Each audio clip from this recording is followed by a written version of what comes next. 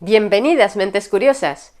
¿Existió realmente una fábrica de dictadores iberoamericanos financiada por Estados Unidos? ¿Y fueron las guerrillas hispanoamericanas una respuesta necesaria o el otro brazo de una violencia que devoró el continente? Hoy analizaremos si Iberoamérica fue el escenario de una lucha legítima o la víctima de una guerra entre dos demonios.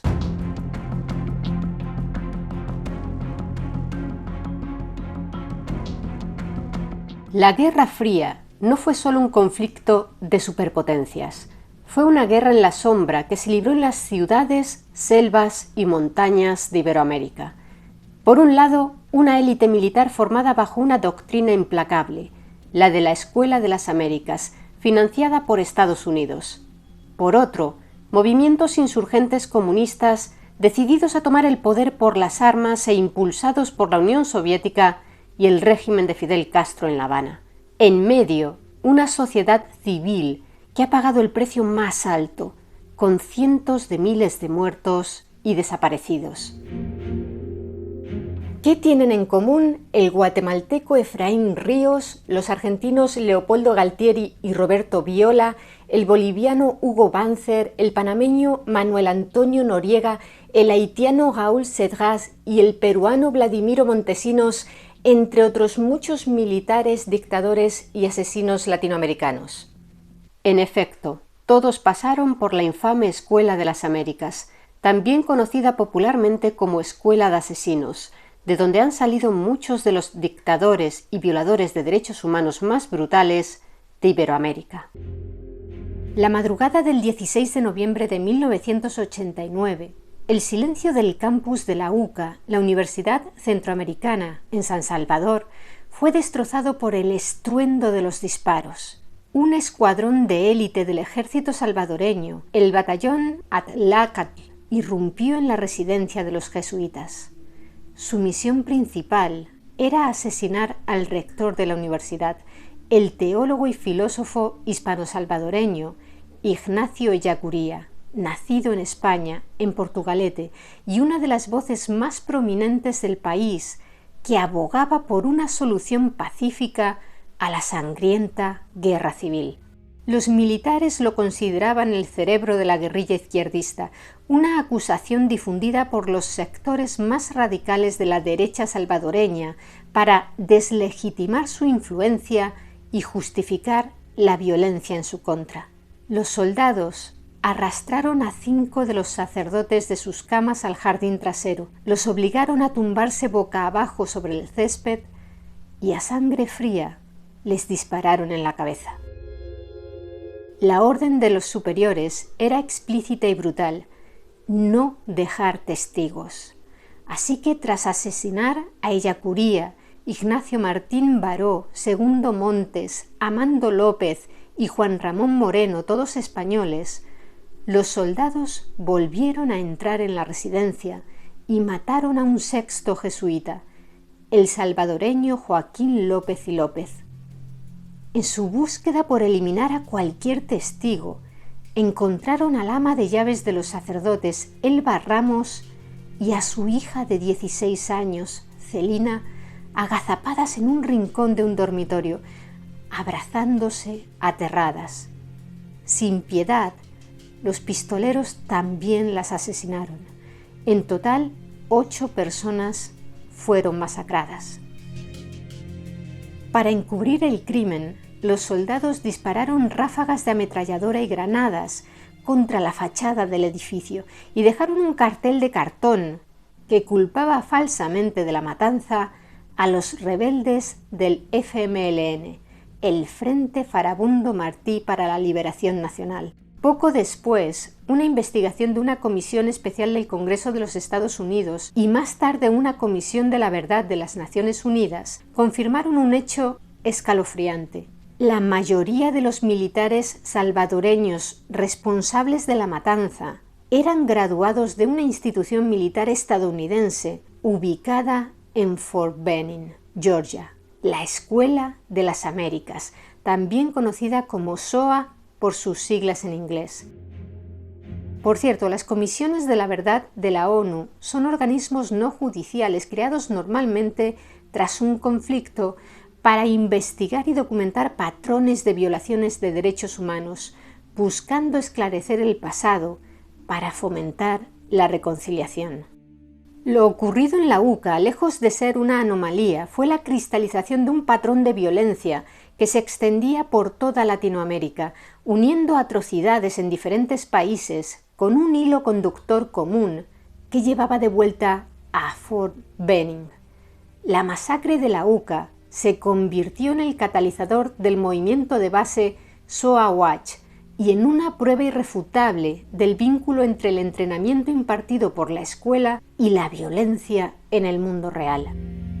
La Escuela de las Américas, lejos de ser una simple academia militar, fue un instrumento para proyectar e institucionalizar el poder hegemónico de Estados Unidos en toda América Latina durante la Guerra Fría y más allá. Logró este objetivo mediante la diseminación de una ideología específica, la doctrina de la seguridad nacional, que reorientó a los ejércitos latinoamericanos hacia la represión interna. Su cambio de nombre en 2001 a Instituto del Hemisferio Occidental para la Cooperación en Seguridad, WHINSEC, fue en opinión de sus detractores una respuesta cosmética a la presión pública, que no abordó la misión central de la institución ni su legado no reformado, un legado que continúa alimentando voces críticas en toda la región. Pero ¿cuándo surgió la Escuela de las Américas? Fue en 1946, en el ambiente geopolítico posterior a la Segunda Guerra Mundial. ¿Y dónde? Dentro de la zona del Canal de Panamá controlada por Estados Unidos. Ya os hablamos de la conflictiva historia del Canal de Panamá en otro de nuestros vídeos.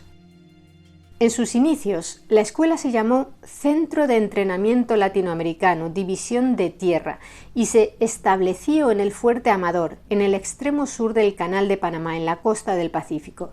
La institución experimentó varios cambios de nombre en sus primeros años. Fue rebautizada como Escuela del Caribe del Ejército de Estados Unidos en 1949, momento en el que se trasladó a Fort Gulick, también en la antigua zona del canal, y el español se convirtió en su idioma oficial. Finalmente adquirió su nombre más conocido, Escuela de las Américas del Ejército de Estados Unidos, en 1963.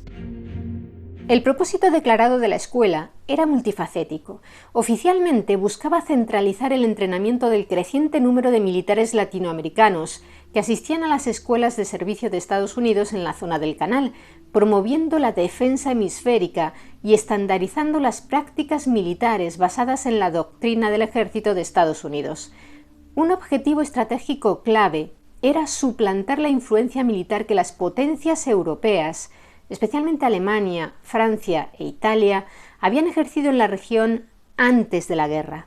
Los planes de estudio iniciales reflejaban este enfoque aparentemente técnico, centrándose en funciones de apoyo militar como la mecánica de artillería, la reparación de automóviles, la cocina y cursos básicos de infantería y policía militar. Sin embargo, la creación de la escuela no fue simplemente una iniciativa técnica o educativa. Fue un movimiento estratégico para consolidar la influencia militar estadounidense en lo que Washington consideraba, inmediatamente después de la Segunda Guerra Mundial, su patio trasero. El conflicto bélico había demostrado la importancia estratégica de un continente unificado para la seguridad de Estados Unidos, y establecer un centro de entrenamiento centralizado dirigido por Estados Unidos y en español era la forma más eficiente de arraigar la doctrina, el equipo y la ideología estadounidenses en las estructuras de mando de prácticamente todos los ejércitos latinoamericanos. Esta iniciativa formalizó una relación paternalista en la que el ejército estadounidense definía los estándares de profesionalismo para todo el hemisferio. Por lo tanto, el origen de la escuela, aunque presentado como un esfuerzo cooperativo, fue un acto de consolidación de poder blando que sentó las bases para las intervenciones más duras que vendrían. Este enfoque se alinea directamente con la tesis del historiador estadounidense Greg Grandin, quien describe a América Latina como un taller para las estrategias imperialistas de Estados Unidos. El triunfo de la Revolución cubana en 1959 fue un punto de inflexión en las relaciones entre el gigante norteamericano y América Latina, un evento que remodeló drásticamente la política exterior estadounidense y la misión de la Escuela de las Américas. El temor a la propagación del comunismo, encarnado en la figura de Fidel Castro, llevó a la administración del presidente John F. Kennedy, demócrata, a cambiar drásticamente el enfoque de la escuela. El plan de estudios se amplió rápidamente para incluir cursos de contrainsurgencia, técnicas de interrogatorio y operaciones psicológicas. De ese modo se transformó la institución, que pasó de ser un centro de entrenamiento técnico a una academia dedicada a combatir la subversión interna.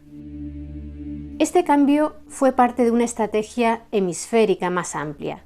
La Alianza para el Progreso, lanzada por Kennedy, un programa de ayuda económica, política y social de Estados Unidos para Latinoamérica, tenía un doble propósito. Por un lado, ofrecía ayuda financiera para la reforma social, pero por otro y de manera destacada, financiaba operaciones de contrainsurgencia en un intento de neutralizar la influencia comunista. El entrenamiento de la SOA se convirtió en un componente clave en el esfuerzo sistémico de Estados Unidos por obstaculizar la subversión comunista en la región. El temor a que en el territorio surgiera otra Cuba transformó a la SOA de una institución de estandarización militar en una fábrica de cruzados anticomunistas. La lógica detrás de este giro estratégico era clara. La Revolución cubana había demostrado que una insurgencia popular de izquierda podía tener éxito en América. Desde la perspectiva de la política estadounidense, codificada en documentos de seguridad nacional como el NSC 68, esto no se veía como un evento político local, sino como un avance del bloque soviético global. Estados Unidos necesitaba un mecanismo para evitar que esto se repitiera. La intervención militar directa era costosa, políticamente arriesgada y podía generar una reacción violenta tanto dentro como fuera de sus fronteras. Entrenar a los ejércitos locales de Latinoamérica como apoderados era una estrategia mucho más eficiente y más fácil de negar por parte del gobierno de los Estados Unidos. La SOA, ya establecida y operativa, era la herramienta perfecta para este propósito. Por lo tanto, el cambio en el plan de estudios no fue una evolución gradual, sino una respuesta directa y calculada a lo que se percibía como una amenaza existencial, convirtiendo la escuela en una herramienta de primera línea en la Guerra Fría. La ideología central enseñada en la Escuela de las Américas, especialmente después del giro hacia la contrainsurgencia, fue la doctrina de la seguridad nacional, la DSN. Esta alteró la relación entre el Estado y la sociedad, transformando a los ejércitos, diseñados para proteger a los ciudadanos de una invasión extranjera, en instrumentos de terror contra esos mismos ciudadanos. El papel tradicional de los militares se centraba en la defensa de las fronteras. Sin embargo, Estados Unidos, temiendo la subversión comunista interna, necesitaba que los ejércitos latinoamericanos se enfocaran hacia adentro. La DSN proporcionó el marco intelectual y moral para este giro. Creó una ideología anticomunista que definía al enemigo como cualquiera que desafiara el orden socioeconómico existente y la estabilidad nacional. Opositores políticos, líderes estudiantiles, organizadores sindicales, clérigos, movimientos campesinos y cualquier grupo que amenazara el statu quo. La politóloga estadounidense J. Patrice McSherry explica que esta doctrina proporcionó la justificación ideológica para que los militares tomaran el control del Estado, argumentando que las instituciones civiles eran corruptas, ineficientes o demasiado débiles para combatir la amenaza comunista. En este marco, la represión generalizada, censura, tortura, secuestros, asesinatos y desapariciones forzadas se justificaba como una medida necesaria para proteger a la nación. La DSN, por su parte, insistía en que sus tácticas represivas se aplicaban en beneficio del pueblo y la nación, no de una élite específica. La investigación de Jennifer Schirmer de la Universidad de Oslo sobre el ejército guatemalteco, basada en entrevistas directas con oficiales de alto rango, revela cómo estos internalizaron la doctrina, llegando a verse a sí mismos como los guardianes últimos de la nación, por encima de la ley y de la política civil. Por lo tanto, la SOA no solo enseñaba tácticas, enseñaba una cosmovisión que autorizaba las guerras sucias y el terrorismo de Estado que siguieron, ya que los graduados veían sus acciones no como crímenes, sino como un deber patriótico para limpiar la nación de una enfermedad interna.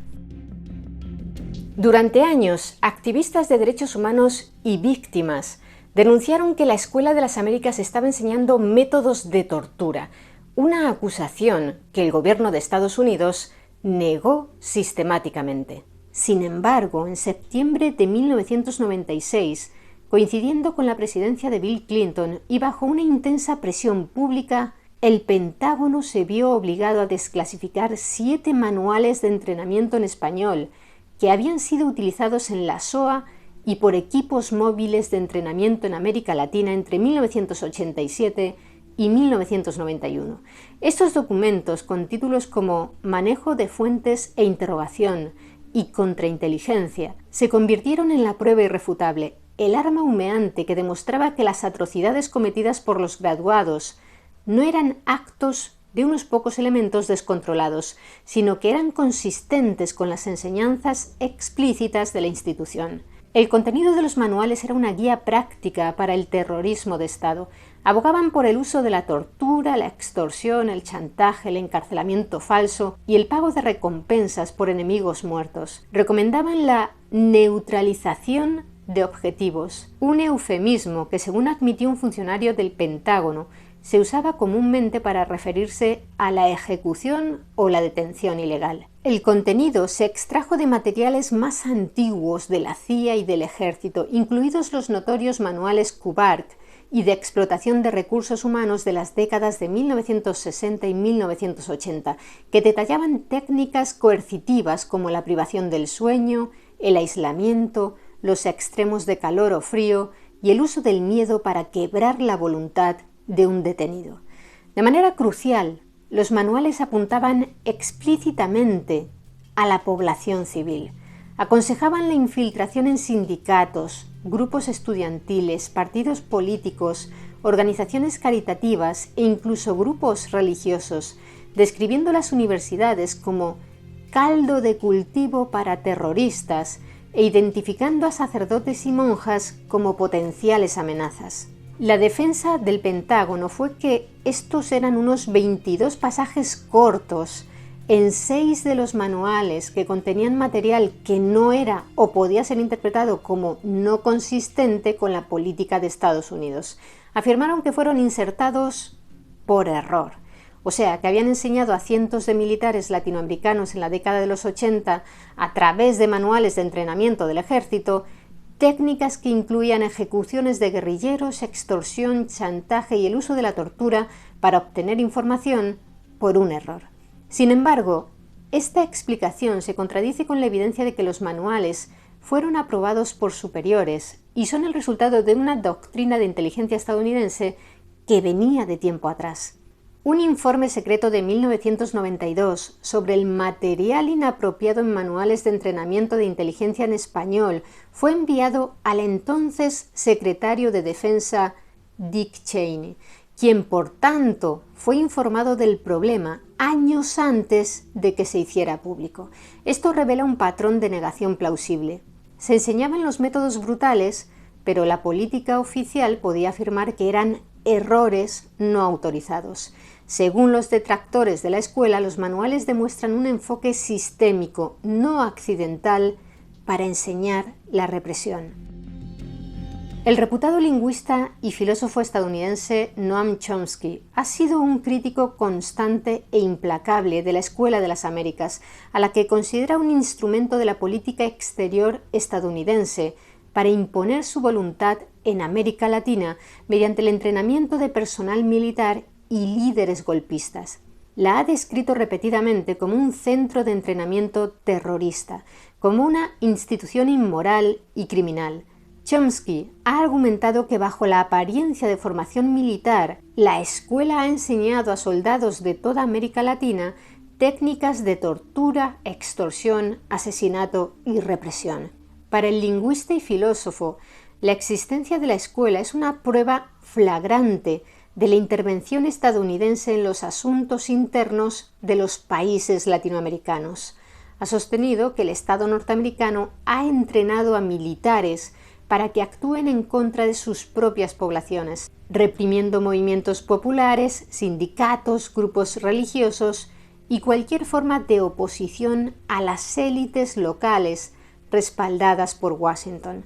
Chomsky ha destacado asimismo que sus graduados han sido responsables de algunas de las peores atrocidades y violaciones de derechos humanos en la historia reciente del continente.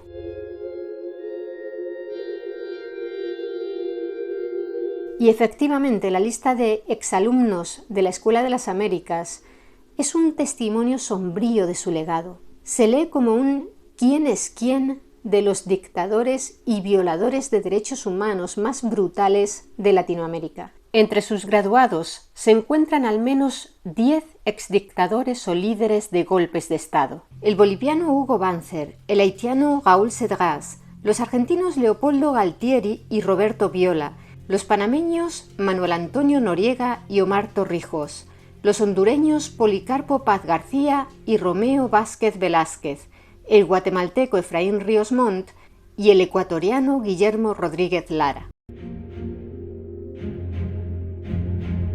La Comisión de la Verdad para El Salvador, creada por la ONU en 1992, citó a 48 graduados de la SOA por abusos contra los derechos humanos, incluidos los responsables de la masacre de la UCA de 1989, que hemos visto al principio de este vídeo, y el asesinato en 1980 del arzobispo Óscar Romero. Antes de continuar, queremos hablaros de cómo asesinaron a Monseñor Romero por su firme defensa de los derechos humanos y por ser la voz de las víctimas de la represión militar en El Salvador. En la década de 1970, un gobierno militar aliado con una poderosa oligarquía terrateniente reprimía brutalmente cualquier movimiento campesino, sindical o estudiantil que exigiera reformas. Los escuadrones de la muerte, grupos paramilitares de ultraderecha, secuestraban, torturaban y asesinaban con total impunidad. El arzobispo Romero usaba sus homilías dominicales retransmitidas por radio a todo el país para denunciar los crímenes y violaciones de derechos humanos cometidos por el ejército y los escuadrones de la muerte. Leía públicamente los nombres de las víctimas y exigía justicia. El detonante final para su asesinato fue su homilía del 23 de marzo de 1980. Un día antes de su muerte, hizo un llamamiento directo a los soldados y policías para que desobedecieran las órdenes de matar. Vamos a escuchar lo que dijo aquel día. Yo quisiera hacer un llamamiento de manera especial a los hombres del ejército y en concreto a las bases de la Guardia Nacional, de la policía, de los cuarteles. Hermanos, son de nuestro mismo pueblo. Matan a sus mismos hermanos campesinos y ante una orden de matar que dé un hombre, debe de prevalecer la ley de Dios que dice no matar, una ley inmoral, nadie tiene que cumplirla. Ya es tiempo de que recuperen su conciencia y que obedezcan antes a su conciencia que a la orden del pecado. Queremos que el gobierno tome en serio que de nada sirven las reformas si van teñidas con tanta sangre. En nombre de Dios, pues, y en nombre de este sufrido pueblo, cuyos lamentos suben hasta el cielo cada día más tumultuosos, les suplico, les ruego, les ordeno en nombre de Dios, cese la represión. Aquella orden directa a los soldados fue interpretada como un acto de insubordinación intolerable por los altos mandos militares y los líderes de la ultraderecha, y selló su sentencia de muerte. El asesinato fue ejecutado de manera premeditada y simbólica al día siguiente de aquella famosa homilía, en la capilla del Hospital de la Divina Providencia, un centro médico para enfermos de cáncer donde Romero vivía. Lo mataron mientras oficiaba la misa, justo en el momento del ofertorio, el acto de ofrecer el pan y el vino. Un francotirador, apostado en la entrada de la capilla dentro de un Volkswagen rojo, desde una distancia de entre 25 y 30 metros, disparó una sola bala de rifle calibre 22 de alta velocidad. El disparo fue certero y le alcanzó directamente el corazón, causándole la muerte casi instantánea. Durante años, el crimen permaneció en la impunidad. Sin embargo, la Comisión de la Verdad para El Salvador terminaría determinando que el autor intelectual que dio la orden de asesinar al arzobispo habría sido el mayor Roberto D'Aubuisson, fundador del partido ultraderechista Arena, líder de los Escuadrones de la Muerte y uno de los graduados más notorios de la Escuela de las Américas. D'Aubuisson, graduado en 1972, había recibido entrenamiento en comunicaciones, inteligencia y contrainsurgencia. Las tácticas y la ideología anticomunista radical que aprendió allí fueron fundamentales para que pudiera organizar, financiar y dirigir los Escuadrones de la Muerte en El Salvador, responsables de muchísimos asesinatos y torturas durante esa época. El asesinato de Monseñor Romero fue un magnicidio que conmocionó al mundo, marcó el inicio de la cruenta guerra civil salvadoreña que duraría 12 años de 1980 a 1992 y lo convirtió en un mártir y símbolo universal de la lucha por la justicia. Fue canonizado como santo por el difunto Papa Francisco en 2018. Por si os lo estáis preguntando, el considerado autor intelectual de su crimen, D'Aubuisson, falleció en San Salvador en febrero del 92, tras un largo padecimiento de cáncer de garganta, unos 5 meses antes de que la Comisión de la Verdad para El Salvador se estableciera formalmente y un año antes de que publicara sus conclusiones en marzo del 93. La correlación entre la asistencia a la escuela y los roles de liderazgo en regímenes responsables de atrocidades masivas parece directa, repetida e innegable. En Argentina, la cúpula de la Junta Militar que gobernó de 1976 a 1983 incluyó a graduados confirmados de la SOA, como los generales Leopoldo Galtieri, quien se formó en 1949, y Roberto Viola, quien asistió en 1971. El caso del general Jorge Rafael Videla es más complejo. Si bien fuentes activistas como la organización SOA Watch, que lidera el movimiento en contra de la escuela, lo incluyen en sus listas de graduados, su asistencia no ha sido corroborada por los registros oficiales desclasificados disponibles. Videla y los que lo sucedieron, Viola y Galtieri, fueron los artífices de la denominada Guerra Sucia, una campaña de terrorismo de Estado que llevó a la desaparición y el asesinato de miles de personas, además de la tortura sistemática y la participación en la red transnacional de asesinatos conocida como Operación Cóndor, de la que luego hablaremos. En Bolivia, el general Hugo Banzer Suárez, quien tomó el poder tras un golpe de Estado en 1971 y gobernó como dictador hasta 1978, se formó en la SOA, donde realizó un curso de oficial de motores. Su régimen fue responsable del asesinato, la tortura y el exilio de miles de opositores políticos. En el Chile de Pinochet, los jefes de la temida policía secreta, la DINA, también eran graduados de la SOA. El general Manuel Contreras, director de la DINA, y su segundo al mando, el coronel Raúl Iturriaga, supervisaron la Operación Cóndor y la tortura sistemática, los asesinatos y las desapariciones en centros de detención como Villa Grimaldi. El Salvador, como hemos visto, ofrece algunos de los ejemplos más escalofriantes. Además de Dabuisson, graduado en comunicaciones en esta escuela, también se instruyó allí el coronel Domingo Monterrosa, quien, según la Comisión de la Verdad de la ONU, comandó el batallón Atlacatl durante la masacre de El Mozote entre el 10 y el 13 de diciembre de 1981, considerada una de las mayores atrocidades cometidas durante la Guerra Civil de El Salvador y la mayor masacre del siglo XX en Latinoamérica. Se desarrolló en el marco de un operativo militar de tierra arrasada llamado Operación Rescate, cuyo objetivo era eliminar a la guerrilla del Frente Farabundo Martí para la Liberación Nacional y a la que consideraban su base de apoyo civil en el departamento de Morazán. El 10 de diciembre, los soldados del batallón llegaron al caserío de El Mozote y reunieron a todos los habitantes en la plaza. Les aseguraron que solo buscaban guerrilleros y les ordenaron permanecer en sus casas, advirtiéndoles que no salieran. A la mañana siguiente, el 11 de diciembre, los soldados sacaron a toda la población a la plaza y separaron a los hombres de las mujeres y los niños.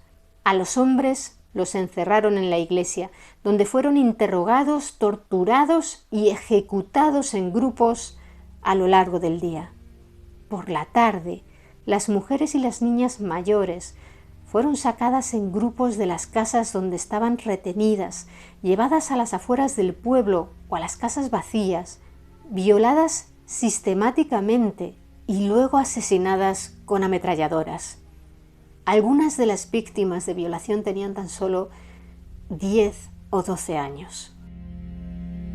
Finalmente, los soldados asesinaron a los niños que quedaban, que habían sido encerrados en el convento, un pequeño edificio junto a la iglesia. Los mataron a todos, principalmente con ametralladoras. La edad promedio del centenar de niños asesinados en el convento era de 6 años. La operación continuó en los días siguientes en las aldeas cercanas de La Joya, Cerro Pando, Ranchería, Jocota Amarillo y Los Toriles, siguiendo el mismo patrón de violencia indiscriminada. Los soldados quemaron las casas y los cultivos y mataron al ganado. En total, se estima que fueron asesinadas más de 978 personas, de las que 553 eran menores de edad. A pesar del valiente testimonio de Rufina Amaya, una de las supervivientes adultas del Mozote, y de los reportajes de periodistas internacionales que llegaron al lugar poco después, tanto el gobierno salvadoreño como la administración Reagan en Estados Unidos negaron la masacre, calificándola de exageración y de propaganda guerrillera. No fue hasta la firma de los acuerdos de paz que una comisión de la verdad de la ONU investigó los hechos. Las exhumaciones forenses de 1992 confirmaron la matanza masiva, especialmente la de los niños en el convento. El informe de la comisión, publicado en el 93, concluyó que se había cometido una masacre deliberada contra la población civil por parte de las Fuerzas Armadas. El caso permaneció impune durante décadas debido a una ley de amnistía, pero fue reabierto en 2016, después de que la ley fuera declarada inconstitucional, y varios altos mandos militares han sido procesados desde entonces. El teniente coronel Domingo Monterrosa, considerado por un sector de la población de su país como un héroe nacional por su lucha contra la subversión comunista del FMLN, no fue procesado nunca por esta masacre. Falleció en 1984, cuando el helicóptero en el que viajaba explotó, según unas fuentes porque el aparato sufrió un fallo técnico, según otras por una bomba escondida en el helicóptero por miembros precisamente del FMLN. Durante la Guerra Civil de Guatemala, que tuvo lugar entre 1960 y 1996, el Estado perpetró actos de genocidio contra el pueblo maya Ixil, en un conflicto que dejó más de 200.000 muertos, en su mayoría indígenas. Pues bien, hubo dos presidentes que dirigieron la fase más brutal del genocidio guatemalteco: Primero, el general Romeo Lucas García entre 1978 y 1982, y después el general Efraín Ríos Montt entre 1982 y 1983. Del segundo se sabe a ciencia cierta que fue entrenado bajo la misma doctrina militar de contrainsurgencia y anticomunismo radical impartida por Estados Unidos en la Escuela de las Américas. Del primero, de Romeo Lucas García, pese a que a menudo aparece en las listas de graduados de las fuentes activistas, no existe la certeza de que pasara por esa institución. Eso sí, ambos usaron tácticas de tierra arrasada, masacres y tortura. El ministro de Defensa de Guatemala entre enero de 1987 y mayo de 1990, el general Héctor Gramajo, graduado de la SOA, creó un plan general para pacificar el país y que se basaba en la célebre fórmula de frijoles y fusiles. Gramajo, que fue ministro durante parte del periodo presidencial de Vinicio Cerezo, argumentaba que para ganar la guerra no bastaba con la fuerza militar. El 70% del esfuerzo debía ser una acción cívica, dar comida, construir infraestructura y ofrecer seguridad a la población civil para ganar su lealtad y quitarle el agua, el apoyo popular, al pez, la guerrilla. Era la parte de ganarse los corazones y las mentes. El 30% restante era la parte militar. Consistía en la persecución y eliminación de los insurgentes y de quienes se consideraban sus simpatizantes. En la práctica, este 30% se tradujo en la continuación de las masacres, los asesinatos selectivos y las desapariciones forzadas, aunque de una manera más sofisticada y quirúrgica que la política de tierra arrasada de sus predecesores. Gramajo sentía un orgullo intelectual por esta tesis, ya que la consideraba una estrategia más completa y evolucionada que la simple brutalidad. Por eso se refería a ella como su bebé, su gran aporte a la doctrina militar guatemalteca. ¿Llegó a ser llevado a los tribunales? Sí y no.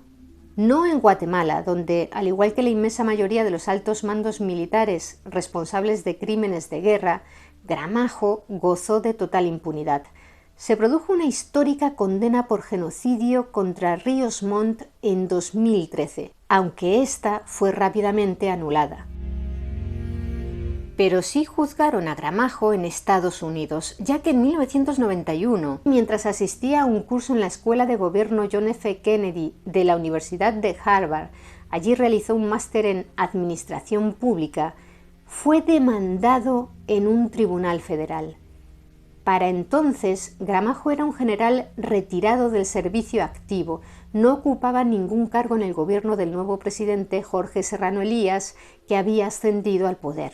La demanda fue interpuesta por 8 ciudadanos guatemaltecos y la monja estadounidense Diana Ortiz, quien había sido secuestrada y brutalmente torturada en Guatemala mientras trabajaba allí en 1989 como misionera en proyectos educativos con supervivientes de la guerra, en su mayoría indígenas mayas. El ejército guatemalteco desconfiaba de los religiosos extranjeros como ella, ya que pensaban que podían denunciar las atrocidades y el terror que se vivía en las zonas rurales o incluso colaborar con la guerrilla. En el centro de detención clandestino, sus torturadores inventaron un juego de preguntas en el que la mujer contestara lo que contestara, siempre perdía, y el castigo era quemarla con un cigarrillo encendido.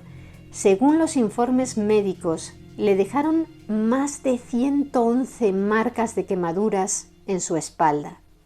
En las apenas 24 horas que duró su secuestro, también la golpearon y violaron en reiteradas ocasiones, y la arrojaron a un foso lleno de otras víctimas de tortura, hombres, mujeres y niños.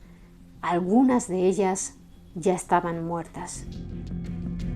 Por cierto, Diana Ortiz siempre aseguró que entre sus captores había un estadounidense, un tal Alejandro, que cuando entró en el cuarto donde la mantenían secuestrada y vio que era una ciudadana estadounidense, les dijo a los otros secuestradores que debían dejarla en paz. Él la ayudó a vestirse, le pidió disculpas asegurándole que todo había sido un error, que la habían confundido con otra persona, aunque ella llevaba recibiendo amenazas desde hacía un año.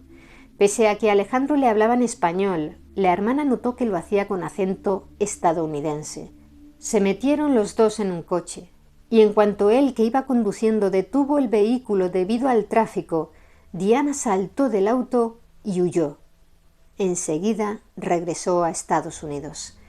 Que Diana Ortiz asegurara que había un estadounidense entre los captores suscitó una gran controversia. Funcionarios de Estados Unidos, incluido el entonces embajador Thomas F. Struck, negaron rotundamente la participación de su país. Sin embargo, el testimonio de Ortiz ha sido considerado como una prueba de la colaboración de Estados Unidos con el Estado guatemalteco, no solo en financiación y entrenamiento militar, sino en la aplicación de técnicas de tortura. Además de las negaciones oficiales, intentaron desacreditar a la religiosa. Los propios medios de comunicación de su país, haciéndose eco de las narrativas de los gobiernos de Guatemala y Estados Unidos, también participaron en la difusión de información que buscaba desacreditar el testimonio de Ortiz y sembrar las dudas sobre su veracidad. Así, en Guatemala se llegó incluso a decir que el secuestro de la monja era el resultado de una aventura amorosa que ella había tenido. Gramajo, tras recibir la demanda, no parece que se inmutara demasiado. Concluyó su curso, que era de un año de duración, y se graduó junto al resto de su promoción en la primavera-verano de 1992. Una vez finalizados sus estudios, regresó a Guatemala. 3 años más tarde, en abril de 1995, el Tribunal Civil estadounidense que lo juzgaba encontró al general Gramajo culpable por haber supervisado una campaña de terror que incluía tortura, desapariciones y ejecuciones extrajudiciales. Era una demanda civil, no penal, de manera que se le condenó a pagar $47,5 millones a las víctimas. Aunque esta fue una victoria moral y legal muy importante, Gramajo, que como hemos dicho había regresado tiempo atrás a Guatemala, nunca pagó la indemnización. Por lo tanto, aunque fue considerado responsable en un tribunal extranjero y el gobierno de Estados Unidos le revocó la visa de entrada y lo declaró inadmisible en el país, en la práctica escapó de cualquier castigo penal o económico efectivo. Curiosamente, Héctor Gramajo se presentó como candidato a la presidencia de Guatemala 7 meses después de que ese tribunal de Estados Unidos lo declarara responsable de masivas violaciones de los derechos humanos. Lo hizo como candidato de una coalición de partidos, pero sus resultados fueron muy discretos. Quedó muy lejos de los primeros puestos, de manera que no pasó a la segunda vuelta. Diana Ortiz aseguró en su día sobre la Escuela de las Américas: «Cuando me hablan de ella, la imagen que me viene a la mente es la de una enorme sala de tortura, y tiemblo solo de pensarlo». Si hablamos de tiranos creados a la sombra de la SOA, hay que mencionar al que fue gobernante de facto de Panamá entre 1983 y 1989, el general Manuel Antonio Noriega. Fue un colaborador de la CIA durante mucho tiempo y un graduado de la SOA, donde recibió formación en contrainteligencia y operaciones psicológicas en 1967.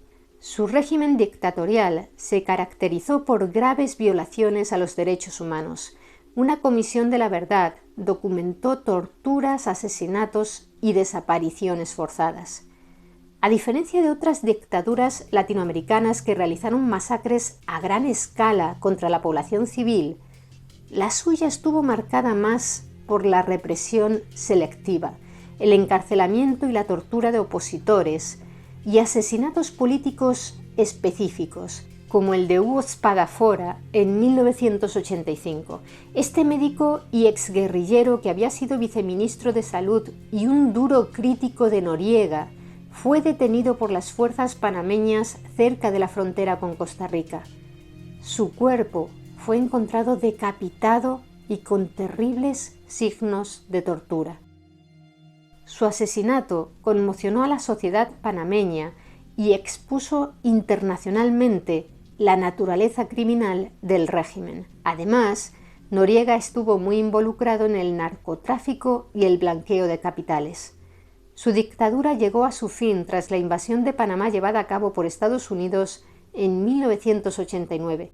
Seguramente hablaremos de Noriega en profundidad en un futuro vídeo. Pero antes de continuar, queremos hablaros de la masacre de Albrook que se llevó a cabo en las postrimerías de su gobierno. El 3 de octubre de 1989, un grupo de oficiales de las propias Fuerzas de Defensa de Panamá, liderados por el mayor Moisés Giroldi, que había sido hombre de confianza de Noriega, intentó dar un golpe de Estado para derrocar al dictador. Giroldi no lo hizo por simple ambición personal, sino por una mezcla de descontento profesional, patriotismo y la alarmante constatación de que su amigo y compadre se había convertido en un dictador irracional que llevaba al país y a su ejército al abismo. Giroldi y sus hombres lograron capturar a Noriega brevemente en el cuartel central, pero el dictador, con su astucia y control sobre las comunicaciones y las tropas leales, logró revertir la situación. El golpe fracasó en cuestión de horas. Tras sofocar la rebelión, las fuerzas leales a Noriega, presuntamente bajo sus órdenes directas, no se limitaron a arrestar a los golpistas. El líder, Giroldi, y otros 10 oficiales que lo secundaron fueron brutalmente torturados y ejecutados extrajudicialmente en un hangar de la base aérea de Albrook y en otros cuarteles. Quizás muchos hayáis oído hablar también del Escuadrón de la Muerte hondureño, el Batallón 316, responsable de la desaparición forzada, tortura y asesinato de al menos 184 estudiantes, sindicalistas, periodistas, activistas y cualquier persona considerada opositora política durante la década de 1980.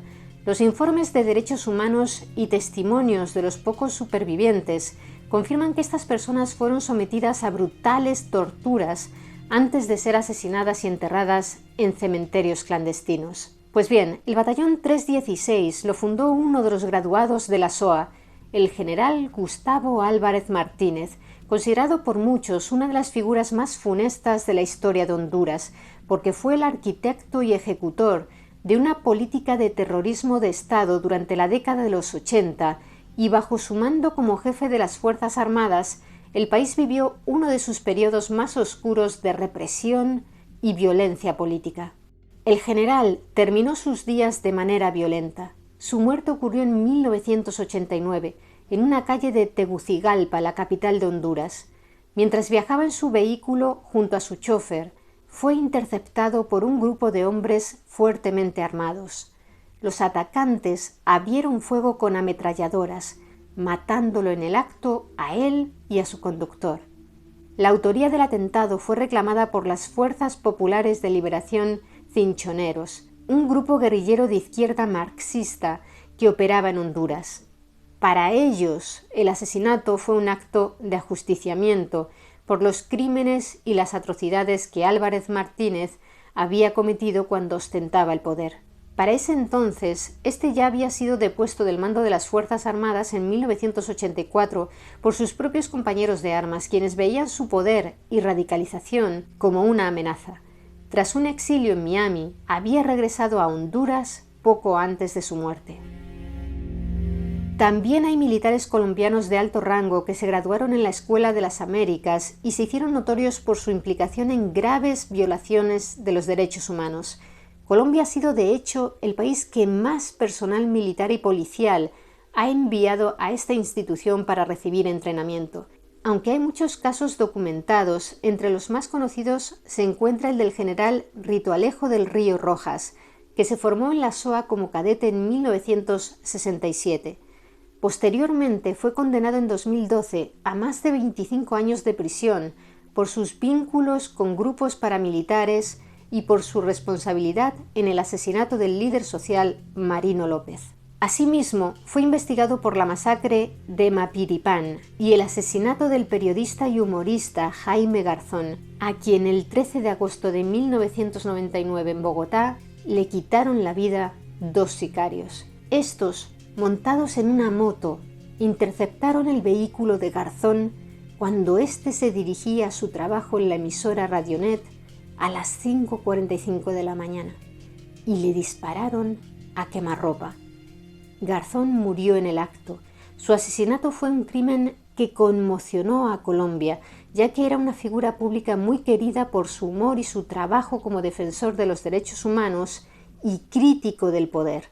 El alto mando central se permite informar a la opinión pública que ellos, los autodenominados padres de la patria en juicio sumario, reforman la foránea Carta del 91, los verdaderos defensores del pueblo, o sea, nosotros, la violencia legítima del Estado, en consejo verbal de guerra también dinamitaremos ese esperpento jurídico que nos impide capturar, interrogar y etcétera a los civiles. Hemos asegurado un régimen antiterrorista para redesarrollar la inteligencia militar en las caballerizas y así, en franco y abierto combate, derrotar el peligroso articulado de los subversivos del 91. No nos raparán el sagrado derecho a operar y juzgar dónde y cómo a quien sea. Estado de Derecho, romper filas. Jueces civiles, retirarse. Según las investigaciones judiciales y los testimonios de exparamilitares, la implicación del general Rito Alejo del Río Rojas en el asesinato de Jaime Garzón, a quien sus ejecutores consideraban un aliado de la guerrilla, fue la de ser uno de los altos mandos militares que planificaron y facilitaron el crimen en colaboración con el jefe paramilitar Carlos Castaño, quien, según las investigaciones judiciales, ordenó el asesinato. También en Colombia, varios graduados de la SOA han sido implicados en el escándalo de los falsos positivos, por el que las fuerzas estatales asesinaban a civiles y los presentaban como guerrilleros muertos en combate. De hecho, más de 100 militares colombianos implicados en abusos han pasado por las aulas de la SOA. El entrenamiento y la ideología impartidos en la Escuela de las Américas no se quedaron en el aula, se pusieron en práctica a través de esfuerzos coordinados que trascendieron las fronteras nacionales. La SOA no fue solo una escuela, sino un centro de redes y una incubadora ideológica para un sistema continental de terror de Estado. Creó una hermandad de armas entre los oficiales latinoamericanos, unificada por una doctrina común, la DSN, un manual de tácticas compartido, los manuales, y un patrocinador común, Estados Unidos. El ejemplo más claro de esto fue la Operación Cóndor. Como detalla McSherry en su obra Los Estados Depredadores, la Operación Cóndor y la Guerra Encubierta en América Latina, Cóndor fue una red clandestina y transnacional de intercambio de inteligencia y asesinatos transfronterizos, llevada a cabo por las dictaduras militares de Chile, Argentina, Uruguay, Bolivia, Paraguay y Brasil, a las que más tarde se unieron Perú y Ecuador. El objetivo era perseguir y eliminar a opositores políticos, sin importar en qué país se encontraran. Podríamos decir que era una especie de internacionalización del principio de los escuadrones de la muerte locales. McSherry argumenta que Cóndor no operaba de forma aislada, sino en paralelo al sistema militar interamericano, liderado por Estados Unidos, y que documentos desclasificados de Estados Unidos dejan claro que los oficiales de seguridad estadounidenses veían a Cóndor como una organización antiterrorista, legítima y útil. La confianza y la interoperabilidad necesarias para operaciones tan complejas como Cóndor se forjaron en lugares como la SOA, que proporcionó la infraestructura humana e ideológica para que las dictaduras persiguieran a sus enemigos a través de las fronteras con impunidad. En Guatemala, las entrevistas de Jennifer Schirmer con oficiales de alto rango revelan la mentalidad que la DSN y la estrategia de contrainsurgencia crearon. Estos oficiales llegaron a ver a la población indígena maya no como ciudadanos a los que proteger, sino como una base de apoyo para la guerrilla y, por lo tanto, como un objetivo militar legítimo. Esta deshumanización, enseñada como doctrina, condujo directamente a actos de genocidio. Finalmente, la antropóloga Leslie Gill, en su libro La Escuela de las Américas, Entrenamiento Militar, Violencia Política e Impunidad en las Américas, va más allá de las tácticas y la ideología para examinar el proceso de socialización. Sostiene que la experiencia en la SOA adoctrinaba a los oficiales latinoamericanos más brillantes y ambiciosos en una cosmovisión maniquea del bien contra el mal. Los seducía con el consumismo y el estilo de vida de Estados Unidos y los reclutaba como soldados de a pie del imperio estadounidense para luchar en las guerras de Washington contra las drogas y la subversión. Esta red de alianzas estratégicas era tan importante como el entrenamiento de combate, asegurando la lealtad y la cooperación de las Fuerzas Armadas de la región. A medida que se fueron acumulando las pruebas del oscuro legado de la Escuela de las Américas, la indignación pública fue creciendo hasta convertirse en un gran movimiento. Y a la vanguardia de esta resistencia se encuentra, como hemos mencionado antes, SOA Watch, una organización fundada en 1990 por el entonces sacerdote católico estadounidense Roy Bourgeois, tras la revelación del papel de los graduados de la SOA en la masacre de la UCA.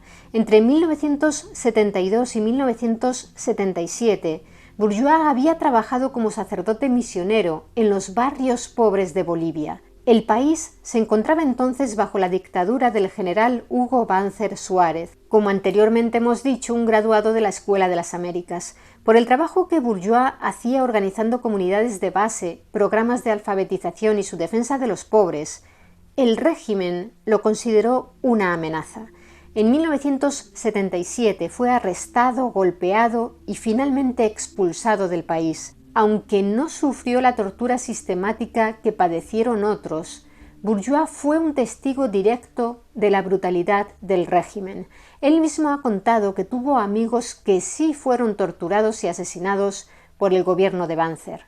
No fue necesario que experimentara la tortura en su propia carne para comprender la naturaleza del sistema y sus atrocidades. Su arresto y expulsión por el crimen de defender a los pobres a manos de un dictador formado en la Escuela de las Américas fue la experiencia catalizadora que lo transformó para liderar la lucha contra esa institución de su propio país. El objetivo se resume en esta frase de Bourgeois: queremos cambiar la política exterior de nuestro país, Estados Unidos, para Latinoamérica, ya que está basada puramente en la avaricia, en explotar una mano de obra barata y unos recursos.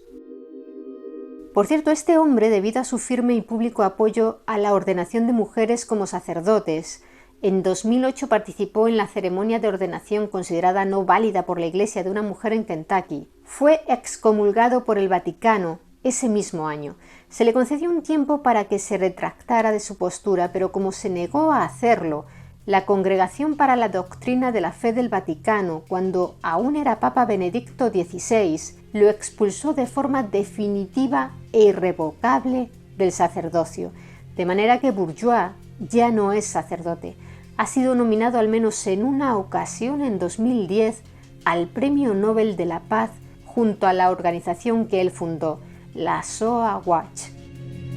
La principal táctica de SOA Watch, contra la que considera una escuela de asesinos, fue una vigilia que celebraba cada año a las puertas de Fort Benning, en Georgia, a donde la escuela se había trasladado en 1984 tras ser expulsada de Panamá bajo los términos de los tratados del Canal de Panamá.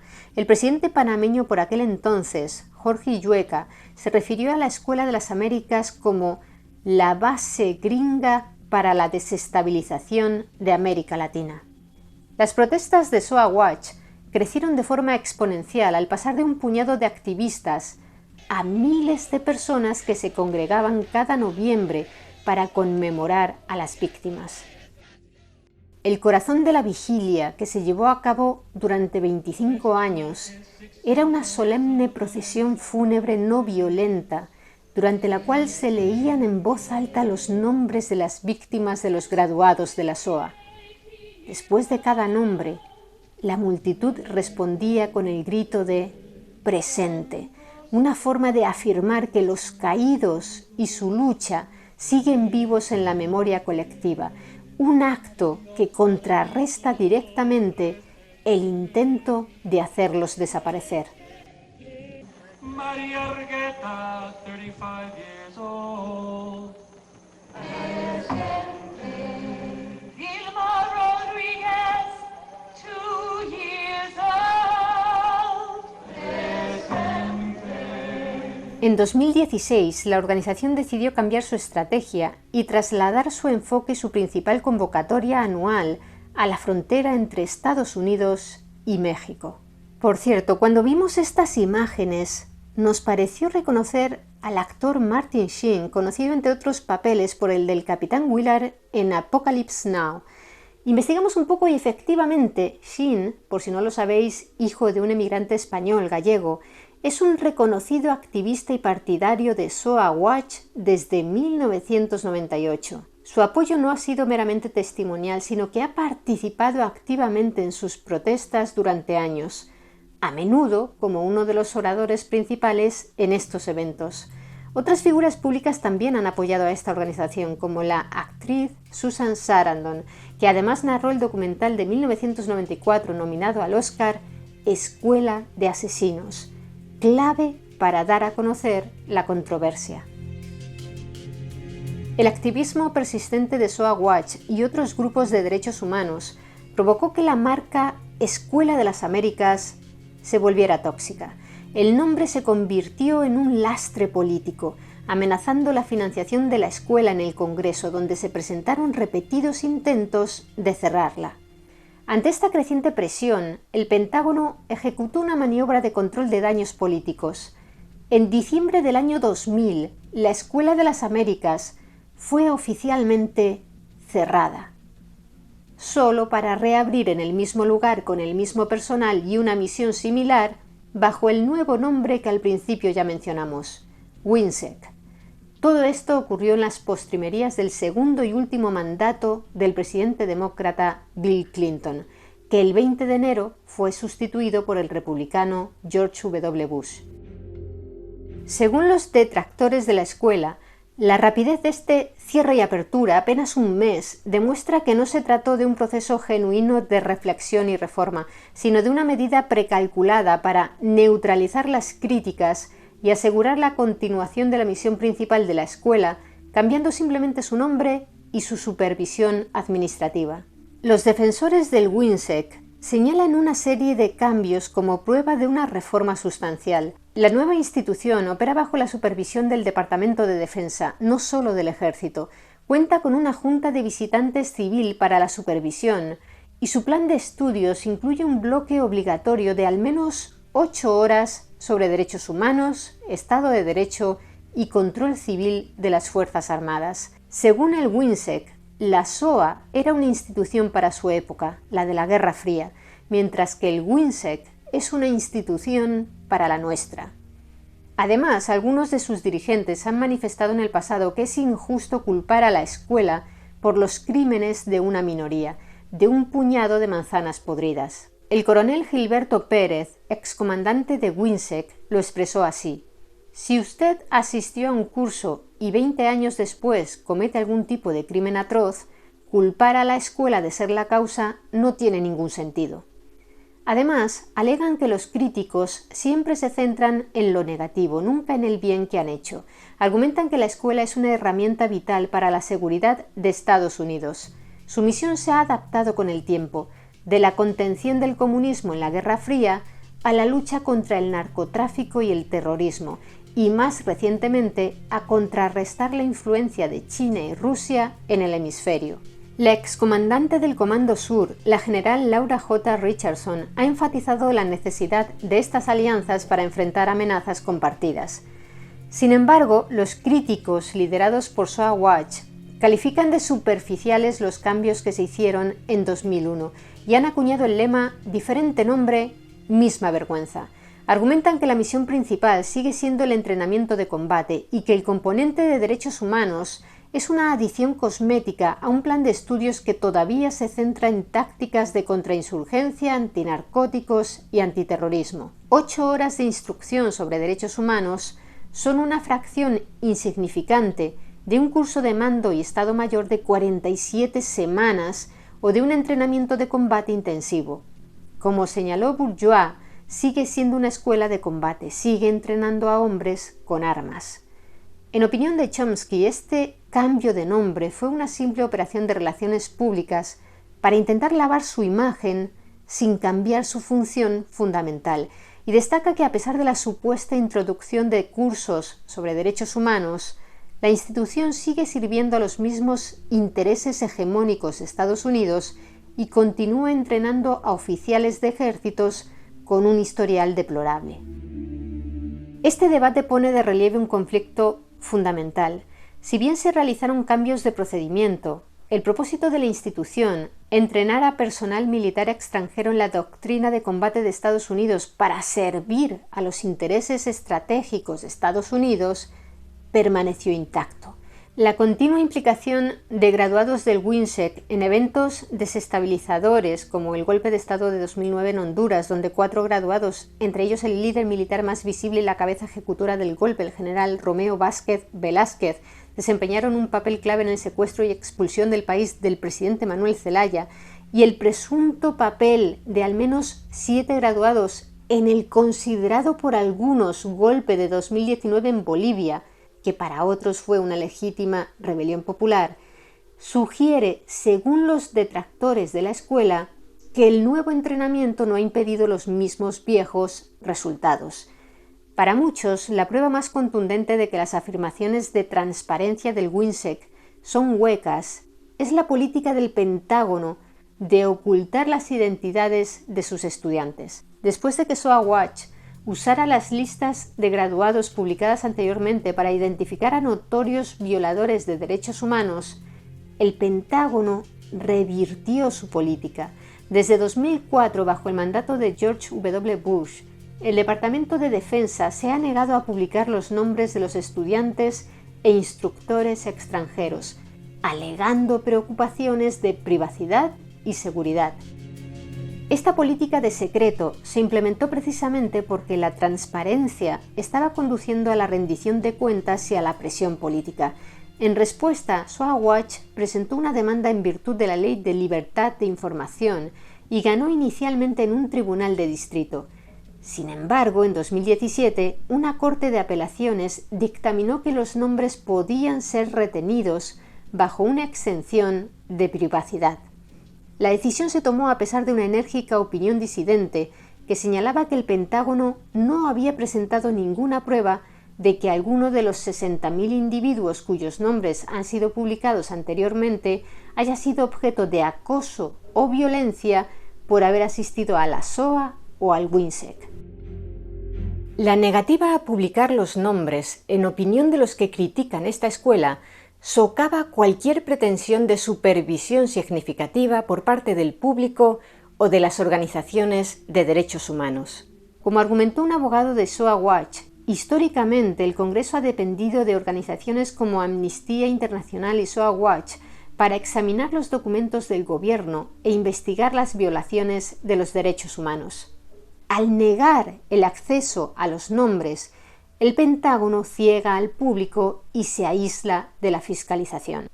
El propio secreto se convertiría en una admisión de que hay algo que ocultar. Antes hemos mencionado la cifra de 60.000 graduados, pero ya está obsoleta, puesto que corresponde al periodo entre 1946 y el año 2000, pero no tiene en cuenta los últimos 25 años, a partir de su clausura y reinvención como WINSEC. A día de hoy, la cifra actualizada la sitúan de manera conservadora entre los 88.000 y 92.000 graduados en toda la historia de la institución.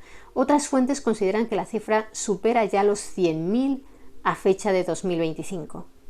Las dificultades para ofrecer la cifra exacta del número de ellos que han estado implicados en crímenes es enorme, debido al secreto institucional que rodea a la escuela. Como hemos visto, hay incluso casos como los del argentino Videla y el guatemalteco Romeo Lucas García, en los que ni siquiera podemos tener la plena certeza de que asistieran a sus cursos, pese a que se les suele nombrar como graduados.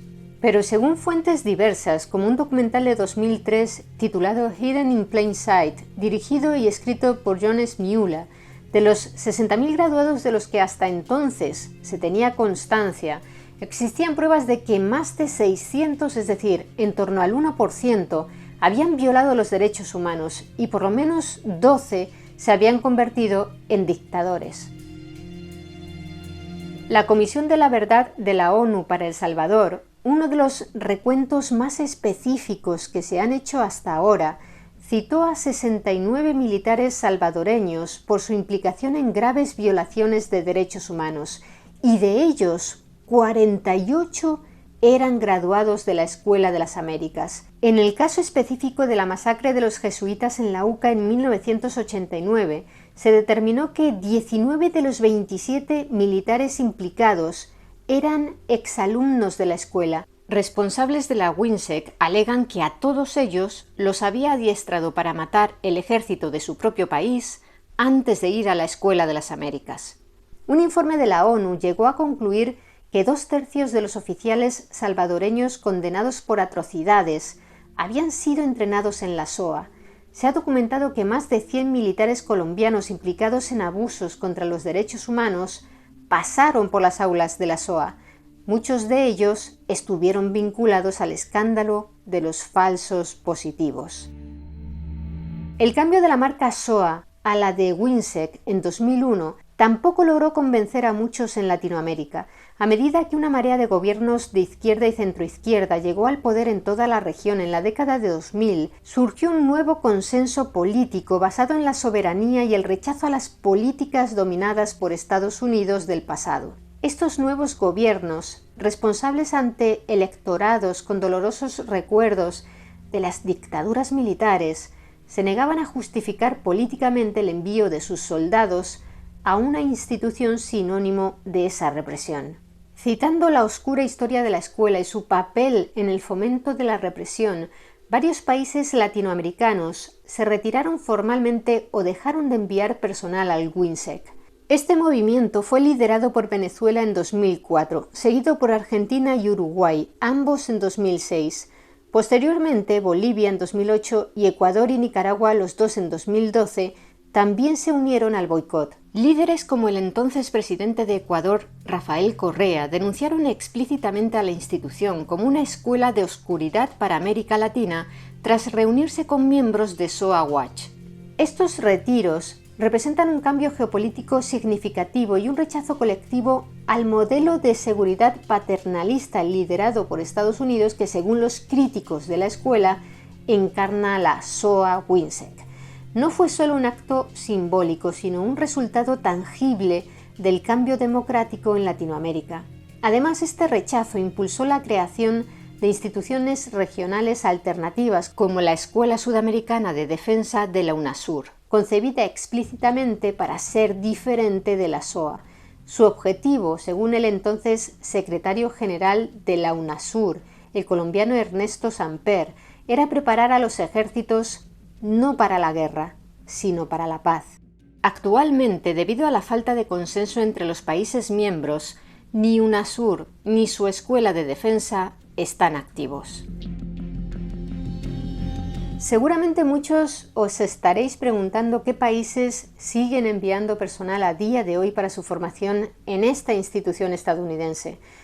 Pues bien, según informes oficiales del propio WINSEC y del Ejército de los Estados Unidos, la lista de países participantes en los últimos años, aproximadamente entre 2023 y 2024, incluye a Brasil, Chile, Costa Rica, Ecuador, El Salvador, Guatemala, Honduras, México, Panamá, Paraguay, Perú, República Dominicana, Argentina, Uruguay y Colombia.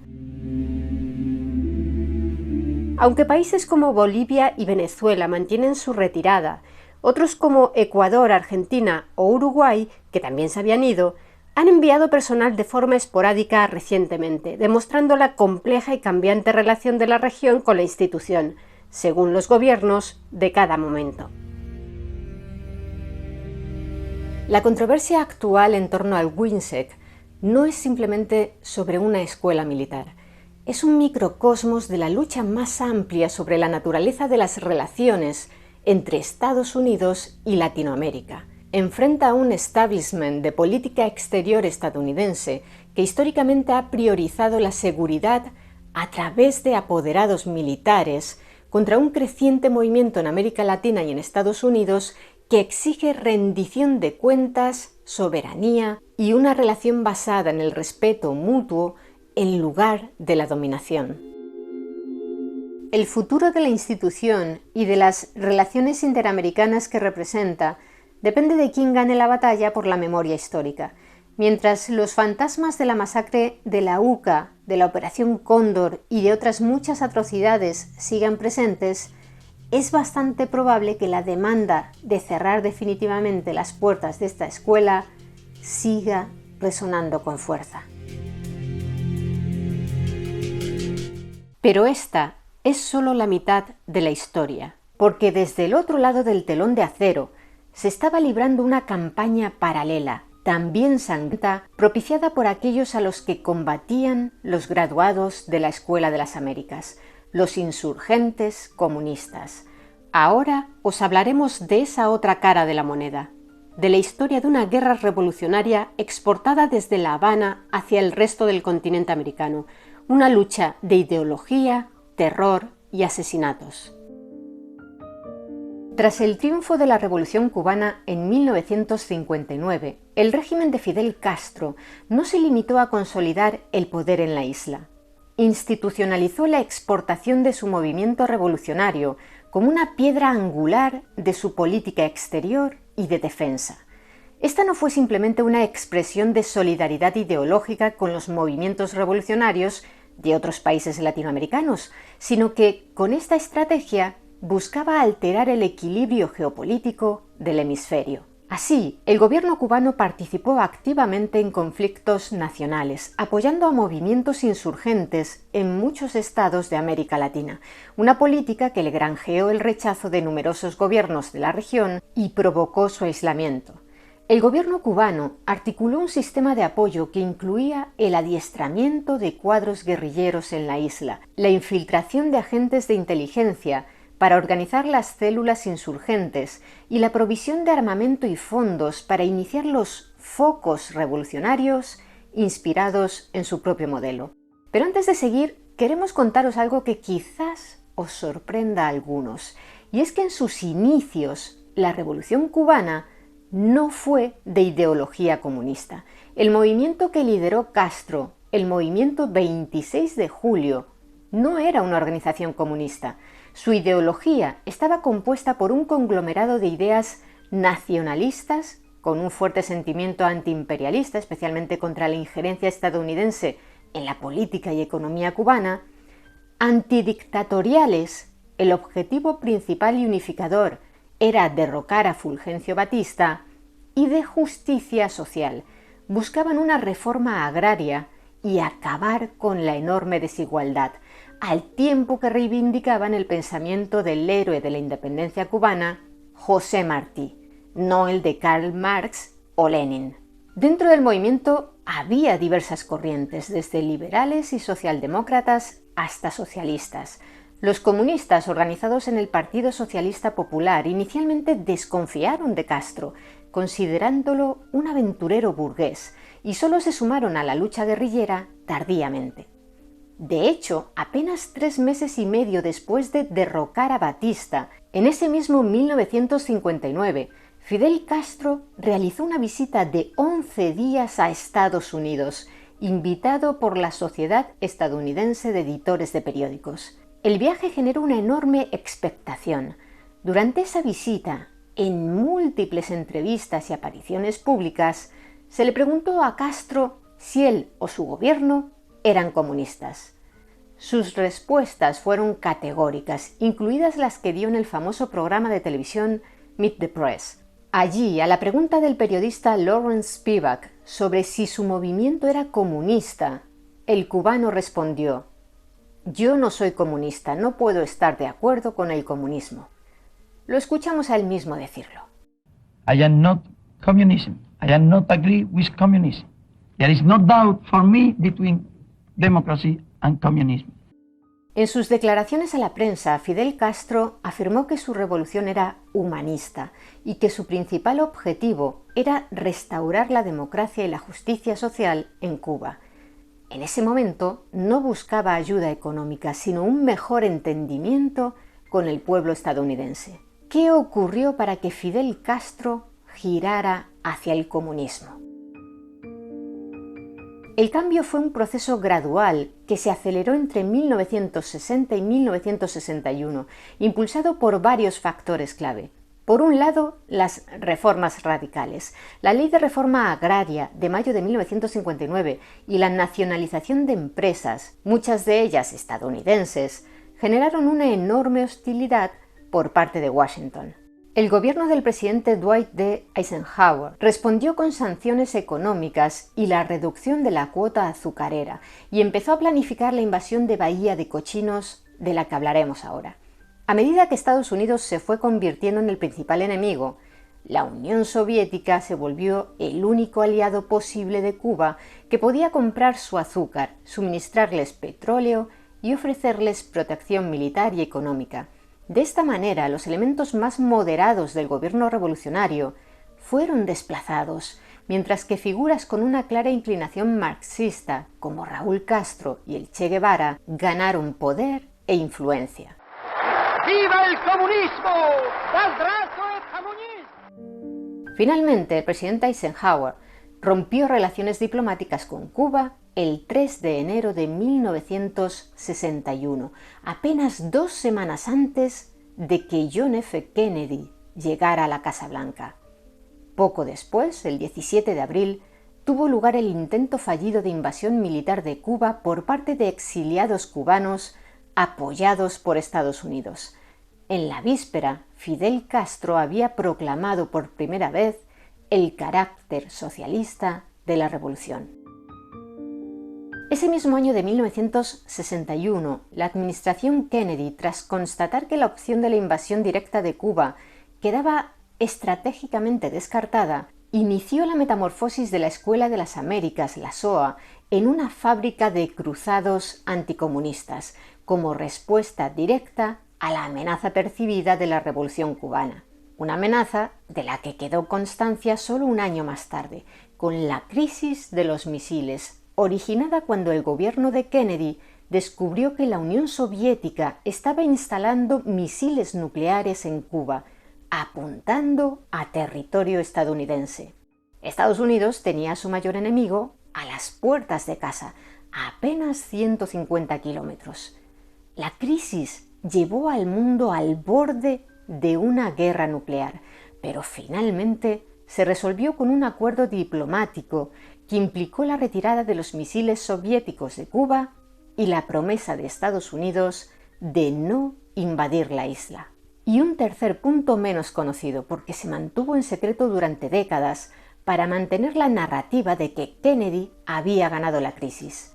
El presidente estadounidense se comprometió a retirar los misiles Júpiter que tenía instalados en Turquía, apuntando a la Unión Soviética. Con las cosas así, para el gobierno cubano la política de exportación revolucionaria que antes hemos mencionado se convirtió tanto en un imperativo ideológico como en una cuestión de supervivencia frente a la amenaza procedente de su vecino del norte. En La Habana estaban convencidos de que la revolución solo podría perdurar si se encendía la mecha revolucionaria por toda América Latina. En 1965, el movimiento liderado por Fidel Castro se unificó formalmente con el antiguo Partido Comunista para crear el Partido Comunista de Cuba, un partido marxista-leninista. La formalización de la estrategia de apoyo a los insurgentes por parte de La Habana llegó en agosto de 1967 con la primera conferencia de la Organización Latinoamericana de Solidaridad, celebrada en la capital cubana. Su objetivo era impulsar y coordinar la lucha armada como la vía principal, si no la única, para tomar el poder en todo el continente. La Revolución cubana se presentó como un modelo nuevo y viable para el conjunto de la izquierda latinoamericana, que hasta entonces había estado dominada por partidos socialistas y comunistas más reformistas que buscaban avanzar hacia sus metas principalmente a través de la vía institucional y legal. Este nuevo paradigma contribuyó a un profundo proceso de radicalización ideológica que transformó a una generación de activistas. El motor teórico de esta estrategia fue la teoría del foco o foquismo, una doctrina desarrollada por el Che Guevara y popularizada por el intelectual francés Régis Debray en su libro Revolución en la Revolución. La teoría foquista, basada en una reinterpretación de las experiencias de Mao en China y las del general von Nguyen-Sap en Vietnam, adaptadas al contexto latinoamericano, sostenía que no era necesario esperar a que existieran las condiciones objetivas para una revolución. En su lugar, un pequeño grupo de guerrilleros disciplinados, un foco, podría actuar como catalizador, encendiendo a través de la acción armada la chispa de una insurrección popular masiva. Para llevar a cabo esta política, el Estado cubano creó un aparato especializado bajo la dirección de Manuel Piñeiro, alias Comandante Barbarroja, un cubano hijo de inmigrantes gallegos. Inicialmente, entre 1961 y 1974, las operaciones se gestionaron desde el Viceministerio del Interior. Más tarde, a partir de 1975, esa función pasó al recién creado Departamento de América del Comité Central del Partido Comunista Cubano, conocido informalmente como el Ministerio de la Revolución. A través de esta institución, Piñeiro continuó su labor hasta 1992, colocando a agentes en embajadas, estableciendo vínculos con grupos de izquierda y proporcionándoles apoyo logístico, financiero y militar. En total, su misión al frente de la expansión revolucionaria duró más de 30 años. Cada insurgencia en países como Argentina, Chile o Colombia tenía la capacidad de desviar la atención, los recursos y el capital político estadounidense, impidiendo que Washington se pudiera concentrar en exclusiva en derrocar al régimen de Castro. ¿Y cuál fue el papel de la Unión Soviética en este tablero geoestratégico? Más complejo y a menudo contradictorio de lo que se pueda pensar.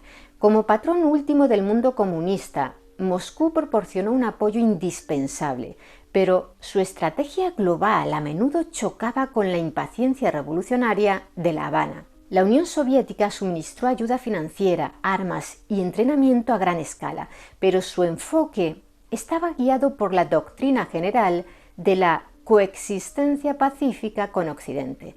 Esta política, impulsada por el temor a una confrontación nuclear directa, buscaba competir con el capitalismo en los ámbitos económico e ideológico, pero evitando una guerra abierta. Esta dualidad generó una fricción estratégica entre Cuba y la Unión Soviética. Los líderes soviéticos, desde Nikita Khrushchev, sucesor de Stalin y encargado de llegar a un acuerdo con Kennedy durante la crisis de los misiles, hasta Leonid Brezhnev, sucesor de Khrushchev a partir del 64, a menudo veían con recelo la agresiva estrategia foquista de Cuba y el Che Guevara, quien por cierto murió asesinado en el 67, al considerarla una estrategia demasiado arriesgada que ponía en peligro el delicado equilibrio de la Guerra Fría. La Unión Soviética se oponía tanto a la exportación de la revolución como a la exportación de la contrarrevolución, pero solo de manera oficial, porque el KGB estuvo profundamente involucrado en el fomento de la subversión en América Latina.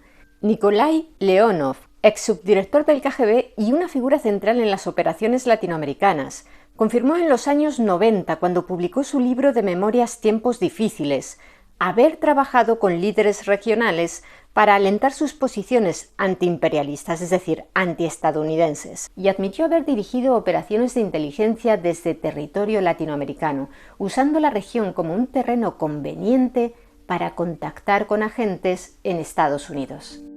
Leonov, quien mantuvo una estrecha relación personal con los hermanos Castro, en especial con Raúl, a quien había conocido en 1953 durante un viaje en barco, 6 años antes de que la revolución triunfara, fue un actor clave en la política soviética en la región.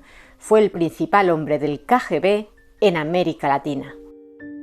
El apoyo soviético complementaba al apoyo que desde La Habana se ofrecía a los movimientos guerrilleros de gran parte del continente. Mientras Cuba se especializaba en la guerra de guerrillas, la Unión Soviética ofrecía adiestramiento en sus academias militares y formación política en centros como la Universidad Patricio Lumumba en Moscú. Esta institución forjaba los cuadros ideológicos y líderes revolucionarios de todo el mundo, atrayendo a jóvenes de Asia, África y América Latina, que a veces regresaban a sus países para liderar la lucha armada. La Patricio Lumumba no era una escuela de guerrilleros, sino una institución educativa con un fuerte componente ideológico. Se centraba en la estructura de partido, el control territorial y las estrategias de guerra popular prolongada. Para algunos estudiantes, este era el paso previo a centros de entrenamiento especializado. Estudiantes de esta universidad terminaron tomando las armas en distintos movimientos guerrilleros o terroristas de América Latina. El caso más notorio es el del venezolano Ilich Ramírez Sánchez, más conocido como Carlos el Chacal. Antes de convertirse en uno de los terroristas más buscados del planeta, fue estudiante de esta universidad a finales de la década de los 60. Su paso por la institución, aunque no concluyó con su graduación, de hecho, según fuentes de la inteligencia soviética, fue expulsado por indisciplina y por su vida disoluta, es un claro ejemplo de la presencia en el campus de futuros combatientes, aunque en su caso su lucha armada se centró casi exclusivamente en la causa palestina. Su área de actuación fue Europa y el Oriente Medio, no Latinoamérica. Otro caso documentado de un estudiante de la Patricio Lumumba es Henry Ruiz, quien llegaría a ser un importante comandante del Frente Sandinista de Liberación Nacional, el FSLN, en Nicaragua. Cursó estudios en la Universidad Moscovita antes de integrarse plenamente a la lucha guerrillera que culminaría con el derrocamiento de la dictadura de Anastasio Somoza en 1979. También se tiene registro de otros nicaragüenses, como José Valdivia, que estudiaron en dicha universidad y se vincularon a la causa sandinista.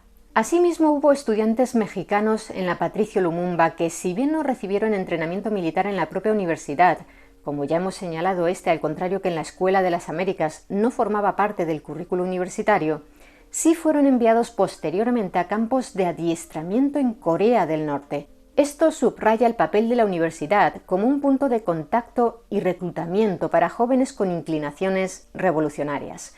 De esta manera, la implicación soviética puede entenderse como una política de doble vía.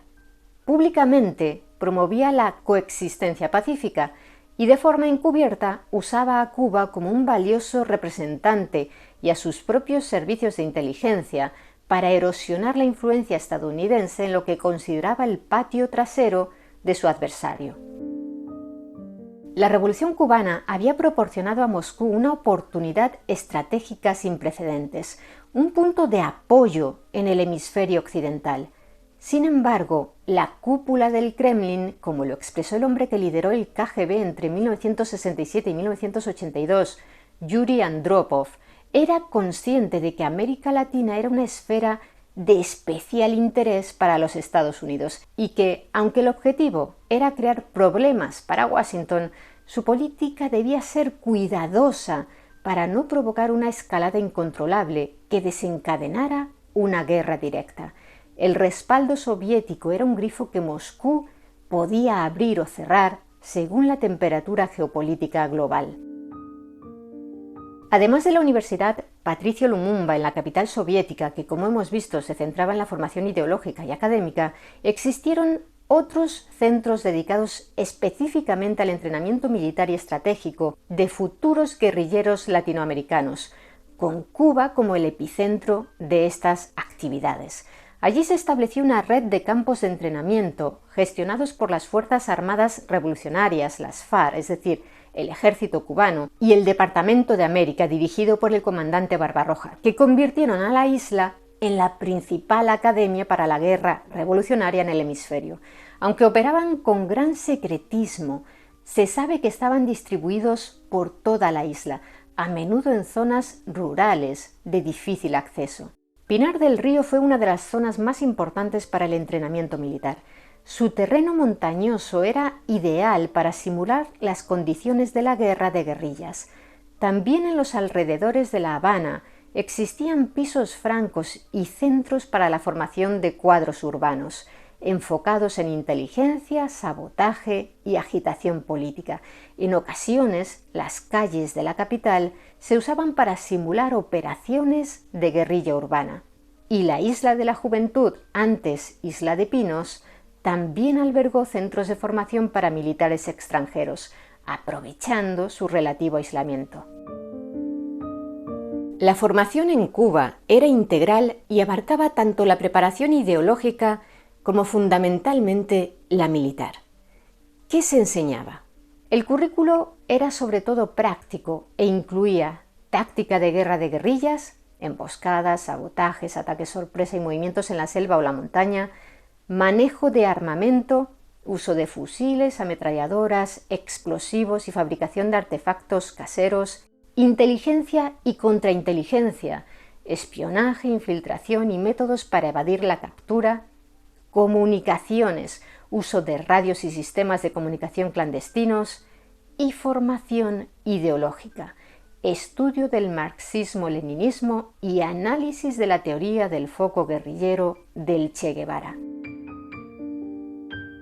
Casi todos los grandes movimientos guerrilleros de la época, desde el Frente Sandinista de Liberación Nacional de Nicaragua y los Tupamaros de Uruguay, hasta el Movimiento de Izquierda Revolucionaria chileno, el MIR, y Montoneros de Argentina, tuvieron miembros que pasaron por estos campamentos. Por supuesto, también miembros de las Fuerzas Armadas Revolucionarias de Colombia, las FARC, y del Ejército de Liberación Nacional, el ELN. Aunque Cuba era el destino principal, otros países del bloque socialista y de África también ofrecieron apoyo y entrenamiento a los revolucionarios latinoamericanos. Más allá de la Universidad Patricio Lumumba, la Unión Soviética ofrecía formación militar especializada a miembros de partidos comunistas y movimientos aliados. Esta instrucción, gestionada por el KGB y el GRU, la inteligencia militar, estaba reservada para cuadros de alto nivel y se enfocaba en áreas como inteligencia avanzada y espionaje, criptografía y comunicaciones seguras o estrategia militar de alto nivel.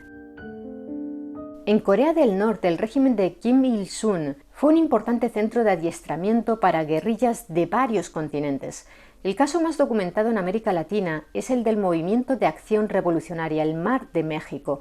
Sus militantes viajaron a Pyongyang en la década de 1960 para recibir un duro entrenamiento en tácticas militares, uso de armas y adoctrinamiento en la ideología Juche, es decir, el comunismo al estilo norcoreano.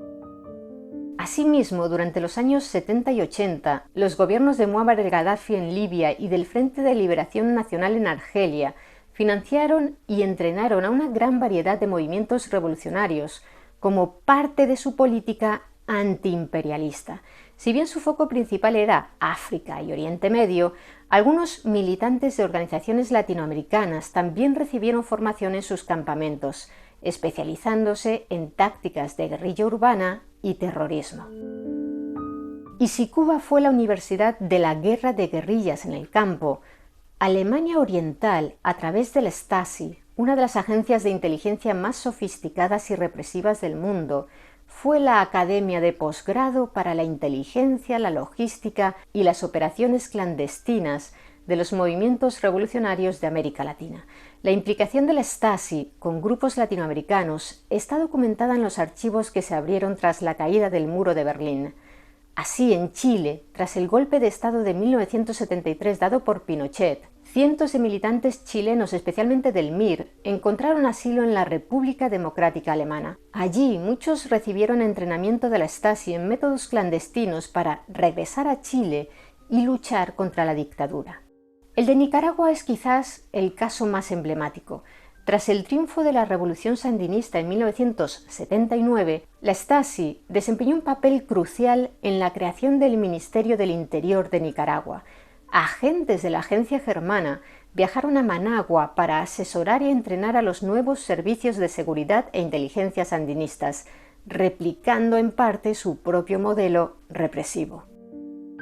Asimismo, durante la Guerra Civil salvadoreña, el Frente Farabundo Martí para la Liberación Nacional, el FMLN, además de tener como principal aliado estratégico, militar y logístico a La Habana, cientos de sus combatientes fueron entrenados en Cuba, recibió un considerable apoyo logístico y financiero de la Alemania del Este, incluyendo armas y entrenamiento para sus cuadros. Como veis, no existió un único organismo de formación que los aglutinara a todos, como ocurrió en el caso de la Escuela de las Américas en el otro bando. Lo que sí hubo es un arma que, especialmente a partir de los años 70 y 80, unificó a los ejércitos revolucionarios latinoamericanos. El Avtomat Kalashnikova, modelo 1947, o AK-47, suministrado por el bloque soviético a menudo a través de Cuba, este fusil de asalto se convirtió en el emblema de la insurgencia global. Su simplicidad de uso y mantenimiento y su devastadora potencia de fuego para los ejércitos guerrilleros. Con más de 100 millones de unidades fabricadas, el AK-47 se extendió por todo el mundo, desde Vietnam hasta Nicaragua, convirtiéndose en un símbolo tan poderoso que fue incluido en las banderas y escudos de varias naciones. La distribución masiva del AK-47 no fue solo un acto logístico, fue un movimiento estratégico y simbólico. Proporcionar un arma simple, brutalmente eficaz y universalmente reconocible empoderó a estos movimientos y, en cierto modo, democratizó la violencia. Antes de la llegada masiva de armamento del bloque soviético, los grupos insurgentes a menudo dependían de armas anticuadas o robadas. El Kalashnikov cambió esta ecuación. Diseñado para ejércitos de reclutas, podía ser utilizado con eficacia incluso por campesinos con poca formación. Su distribución estandarizó los arsenales de las guerrillas en todo el continente, creando un sentido de identidad y capacidad compartidas. Un militante del FSLN en Nicaragua, un combatiente del FMLN en El Salvador y un guerrillero de las FARC en Colombia podían llevar la misma arma, un símbolo visible de su alineación en una lucha revolucionaria global. El AK-47 era tanto una herramienta como una bandera, un desafío directo a los ejércitos estatales armados con el M-16 estadounidense. Si bien muchos movimientos de inspiración comunista en América Latina nacieron de reclamaciones justas contra la opresión, sus doctrinas operativas y prácticas estratégicas degeneraron a menudo en violaciones sistemáticas y brutales del derecho internacional humanitario. Lejos de ser excesos aislados, los actos de terror, incluyendo masacres, asesinatos políticos, secuestros, violencia sexual y el reclutamiento forzado de menores, fueron a veces el resultado de marcos ideológicos que deshumanizaban al adversario y justificaban cualquier medio para alcanzar un fin revolucionario. Exactamente la misma estrategia que vimos en sus enemigos, la contrainsurgencia. En este vídeo vamos a ver cómo la ideología forjada en Moscú y La Habana y las tácticas aprendidas en los campos de entrenamiento no tardaron en traducirse en una campaña de violencia que se extendió por todo el continente. Los siguientes casos son ejemplos paradigmáticos de una estrategia continental de toma del poder a través del terror. Empecemos por Argentina, por Montoneros, año 1970. El secuestro y posterior asesinato de un expresidente de facto, Pedro Eugenio Aramburu, fue su acción fundacional. Fue una operación planificada y ejecutada por el núcleo fundador de la organización en Argentina, sin apoyo ni entrenamiento de estados extranjeros. Sometieron a Aramburu a un juicio revolucionario y lo ejecutaron de un disparo. Su gobierno, que había tenido lugar entre 1955 y 1958, se caracterizó por la prohibición del peronismo y por la anulación de la Constitución de 1949, así como por la represión de la disidencia y violaciones de los derechos humanos. Montoneros lo acusó de perseguir el peronismo, violar los derechos humanos, cometer crímenes contra el cadáver de Eva Perón. Había ordenado el secuestro del cuerpo, un acto que hirió profundamente la sensibilidad del movimiento peronista, y otros cargos políticos y económicos. Con esta ejecución lograron una notoriedad y un prestigio inmediatos en la izquierda revolucionaria internacional, de manera que a partir del 71 sus militantes empezaron a recibir formación y entrenamiento militar en Cuba, que fue su principal base de apoyo y formación en el extranjero. Pasaron por allí cientos. Montoneros era un complejo híbrido de peronismo revolucionario, nacionalismo y socialismo cristiano, lo que parece entrar en contradicción con la Cuba comunista de Fidel Castro, pero en realidad la relación fue estrecha y pragmática.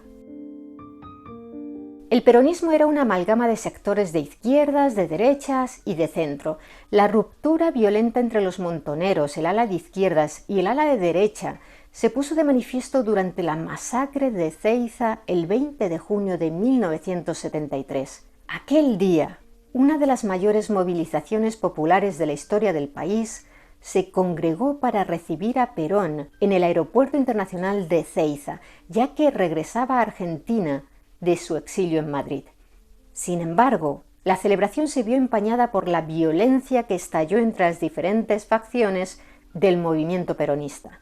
La seguridad del palco desde donde Perón iba a hablar estaba a cargo de grupos armados y paramilitares de la derecha peronista, mientras que las columnas de la izquierda peronista, que incluían a militantes de Montoneros y las Fuerzas Armadas Revolucionarias, intentaban acercarse al escenario. La tensión escaló cuando los hombres que custodiaban el palco, encabezados por el coronel Jorge Osinde, abrieron fuego contra una sección de montoneros. En el enfrentamiento se usaron fusiles, metralletas, armas cortas y bombas molotov. Debido a la batalla campal desatada en tierra, por razones de seguridad, el avión de Perón procedente de Madrid fue desviado a la base aérea de Morón. El saldo de la masacre aún es objeto de debate, pero se identificaron al menos 13 muertos y 365 heridos, aunque algunas estimaciones no oficiales sugieren que la cifra de fallecidos podría ser mayor. Aunque las fuentes no proporcionan un desglose con nombres y apellidos de las víctimas por militancias, las evidencias disponibles parecen indicar que no fue un enfrentamiento simétrico y que los fallecidos fueron sobre todo o de manera exclusiva militantes de la izquierda peronista. Esta masacre marcó el fin de la alianza entre los peronistas de izquierda y de derecha que Perón había intentado construir. El líder argentino, por su parte, optó por alinearse con los sectores de derecha del partido. En un discurso posterior criticó a los sectores combativos de su movimiento y declaró que no es gritando como se hace patria, un claro mensaje contra la izquierda. La violencia revolucionaria de Montoneros alcanzó su punto más álgido el 25 de septiembre de ese mismo año de 1973, 2 días después de que Perón arrasara en las elecciones presidenciales. En esa fecha, la organización guerrillera peronista cometió un magnicidio que no solo cambiaría la historia del país, sino que provocaría una guerra civil aún más enconada dentro del propio movimiento peronista.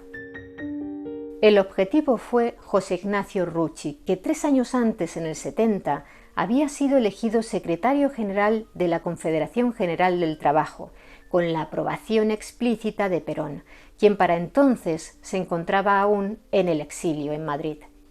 Rucci era mucho más que un líder sindical.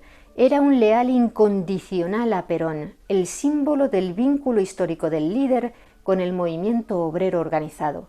La relación de ambos era tan estrecha que tras la muerte de Rucci, el propio general declaró sentirse como si le hubieran matado a un hijo. Un comando montonero tendió una emboscada a Rucci cuando salía de su casa en el barrio de Flores, en Buenos Aires. Desde una casa vecina y otros puntos estratégicos, los guerrilleros abrieron fuego. Lo acribillaron a balazos en una operación meticulosamente planificada y bautizada con el nombre en clave de Operación Traviata. Sí, el mismo nombre que la ópera de Verdi, y también el de unas galletas de la marca Bagley muy populares y cuya publicidad era ampliamente conocida por el eslogan "la de los 23 agujeritos", una metáfora sin duda dura para describir el resultado de su atentado. Más de 20 disparos atravesaron a Rucci. El periodista argentino Ceferino Reato, en su libro sobre el caso, titulado precisamente Operación Traviata, señala un posible segundo nivel de interpretación del nombre que Montoneros dio a su acción. La palabra traviata en italiano significa extraviada o descarriada. En este sentido, el nombre pudo haber reflejado también una conciencia, tal vez irónica, del propio acto de Montoneros. Al asesinar a Rucci, el sindicalista más leal al presidente Perón, la organización se estaba extraviando o desviando de la conducción del líder y rompiendo violentamente con una parte fundamental del movimiento peronista. En un principio, Montoneros no reconoció el asesinato e incluso circularon rumores sobre que podía haber sido la CIA. El acto de la organización guerrillera fue como tirar la piedra y esconder la mano. Les permitió enviar un mensaje muy claro y contundente al poder sin sufrir las consecuencias inmediatas de una declaración de guerra abierta contra el líder, quizá más popular, otros dirán populista, de la historia argentina. Sin embargo, 2 años más tarde, en junio del 75, Montoneros terminó reconociendo en su revista oficial Evita Montonera lo que desde el otoño del 73 era un secreto a voces en los círculos políticos y periodísticos de la época: que ellos habían asesinado a Rucci. La reivindicación del crimen se enmarcó en un artículo titulado "A 2 años de la matanza de Ezeiza, ni olvido ni perdón". Dentro de esa nota incluyeron un recuadro destacado bajo el título Justicia Popular, donde enumeraron a varios enemigos del pueblo que habían sido ajusticiados. En esa lista, junto a otros nombres, figuraba el de José Ignacio Rucci, vinculando explícitamente su asesinato a una acción de venganza y justicia por los hechos ocurridos en Ezeiza 2 años antes. Desde la perspectiva de la lucha de clases de Montoneros, Rucci representaba a la burocracia sindical. Ubicado en el ala ortodoxa y de derecha del movimiento, se oponía a las corrientes marxistas que ganaban fuerza en su seno, especialmente entre los jóvenes. La organización guerrillera consideraba a este sector un traidor a la causa revolucionaria y un obstáculo para la transformación socialista del país. El asesinato de Rucci fue una demostración de poder y una advertencia directa al propio Perón, quien pocos días después, el 12 de octubre de 1973, asumió una tercera presidencia que no llegaría al año, ya que falleció de un ataque al corazón en julio de 1974. Pero antes de eso, el asesinato de Rucci desató un terremoto político. Provocó la furia del presidente argentino y de la base sindical, empoderando a los elementos más extremos de la derecha peronista, como su ministro y mano derecha, José López Rega, quien aprovechó la coyuntura para dar forma y legitimar un escuadrón de la muerte, la Alianza Anticomunista Argentina, AAA. Aunque algunos historiadores señalan que la organización ya había empezado a gestarse, el crimen de Rucci fue el catalizador que intensificó su modo de operar y la volvió mucho más brutal. Esta organización, que reclutaba a expolicías, matones sindicales y militantes de ultraderecha, desató una cacería contra militantes de izquierda. Es decir, mucho antes del golpe militar de 1976, que puso en el poder a la cúpula de la Junta Militar que gobernó el país hasta el 83. La dictadura no necesitó a la AAA porque el propio Estado se convirtió, bajo el mando de los dictadores Jorge Rafael Videla y sus sucesores Roberto Viola y Leopoldo Galtieri, en una especie de AAA a nivel nacional. El asesinato de Rucci no fue solo un crimen, fue, según muchos expertos, un error estratégico catastrófico para Montoneros. Operaban bajo la creencia de que eran la vanguardia del peronismo y podían usar la violencia para forzar a su líder a adoptar su agenda socialista. Su doctrina de guerra popular dictaba que los obstáculos para la revolución, como la burocracia sindical, debían ser eliminados físicamente. Pero para Perón, los sindicatos no eran un obstáculo, sino el fundamento mismo de su poder político. Atacar a Rucci fue un ataque directo al propio Perón. La consecuencia fue inmediata y total. El asesinato aisló a Montoneros del resto del movimiento peronista, transformándolos de formaciones especiales a enemigos públicos. Los disparos que mataron a Rucci fueron también los que firmaron la sentencia de muerte del objetivo que se marcaba Montoneros de un peronismo revolucionario. Y Argentina se sumió en una espiral de violencia que culminaría, como sabemos, en la dictadura más sangrienta de su historia. Montoneros actuó entre 1970 y 1979. Llevó a cabo asesinatos políticos, como hemos visto, y también secuestros y atentados. Sus acciones no solo se dirigieron contra las fuerzas de seguridad y militares de las dictaduras, sino en ocasiones también contra civiles, sindicalistas, empresarios, políticos e incluso contra sus propios miembros, en el marco de una estrategia de terror y control. Uno de sus actos más sangrientos tuvo lugar en julio de 1976.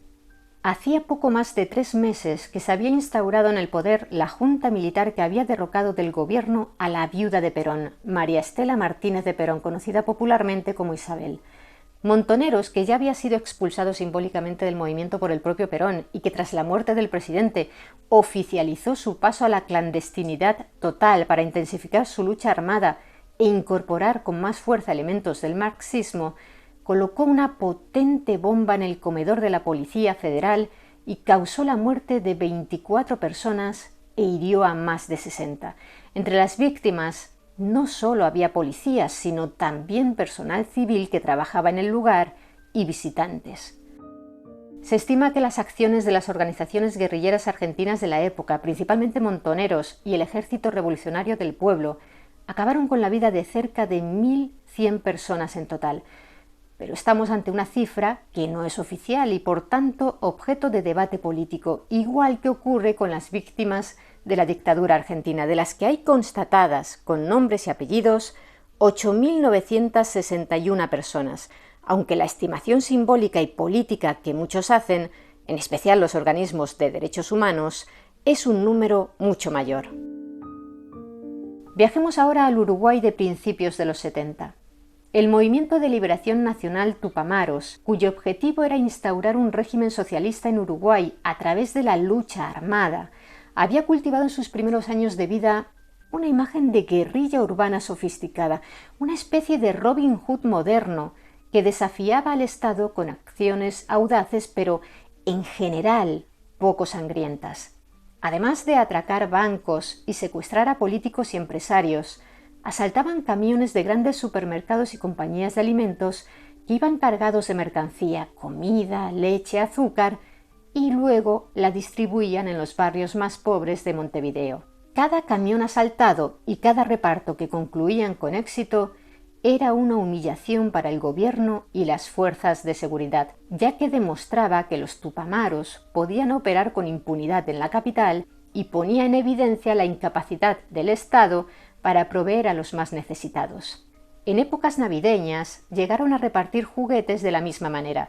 Así se ganaban la simpatía del pueblo. Pero esta imagen de Robin Hood de la guerrilla se hizo añicos en el invierno de 1970 con el secuestro y asesinato de un funcionario estadounidense, un acto que internacionalizó el conflicto uruguayo con consecuencias desastrosas para los propios guerrilleros, quienes, por cierto, tuvieron en Cuba su principal centro de adiestramiento. El objetivo fue Dan Mitrione, un notorio especialista estadounidense que asesoraba a la policía uruguaya en la lucha contra insurgente. El 31 de julio de 1970, un comando tupamaro lo secuestró en las calles de Montevideo. La demanda fue clara: la liberación de 150 guerrilleros presos a cambio de la vida de Mitrione. El gobierno del presidente Jorge Pacheco Areco, de ideología conservadora marcadamente anticomunista, se negó a negociar.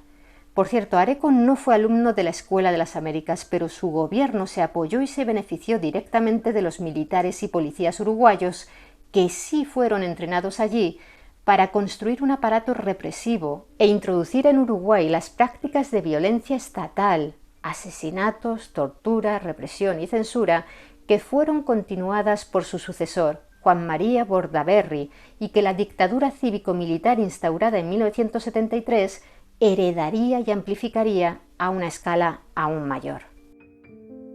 Pero volvamos con los Tupamaros. Justificaron su secuestro de Mitrione asegurando que era un agente de la CIA y un maestro de la tortura. Alegaron que el estadounidense había enseñado a la policía local y brasileña técnicas avanzadas de contrainsurgencia, incluyendo el uso sistemático de descargas eléctricas para no dejar marcas visibles. Para ellos, su ejecución no era un asesinato, sino un acto legítimo de guerra contra un agente del imperialismo estadounidense y la represión estatal. El 10 de agosto de 1970, vencido el plazo, los Tupamaros cumplieron su amenaza. El cuerpo de Dan Mitrione fue encontrado dentro de un coche robado, con varios disparos en la cabeza.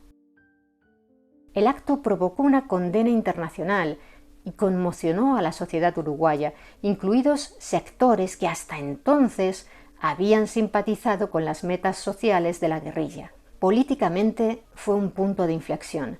El asesinato le ofreció al gobierno la justificación perfecta para intensificar aún más la represión, otorgando a las Fuerzas Armadas poderes extraordinarios para erradicar la insurgencia, lo que finalmente lograron en los años posteriores.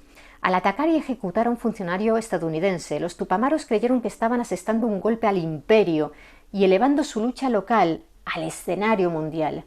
El resultado fue el contrario. Le proporcionó al Estado uruguayo la cobertura política, tanto nacional como internacional, que necesitaba para desatar una ola de represión sin precedentes que destruyó eficazmente al movimiento guerrillero. El secuestro fue una escalada estratégica diseñada para demostrar su poder. La negativa del gobierno a negociar los colocó en una encrucijada. Liberar a Mitrione sería una muestra de debilidad.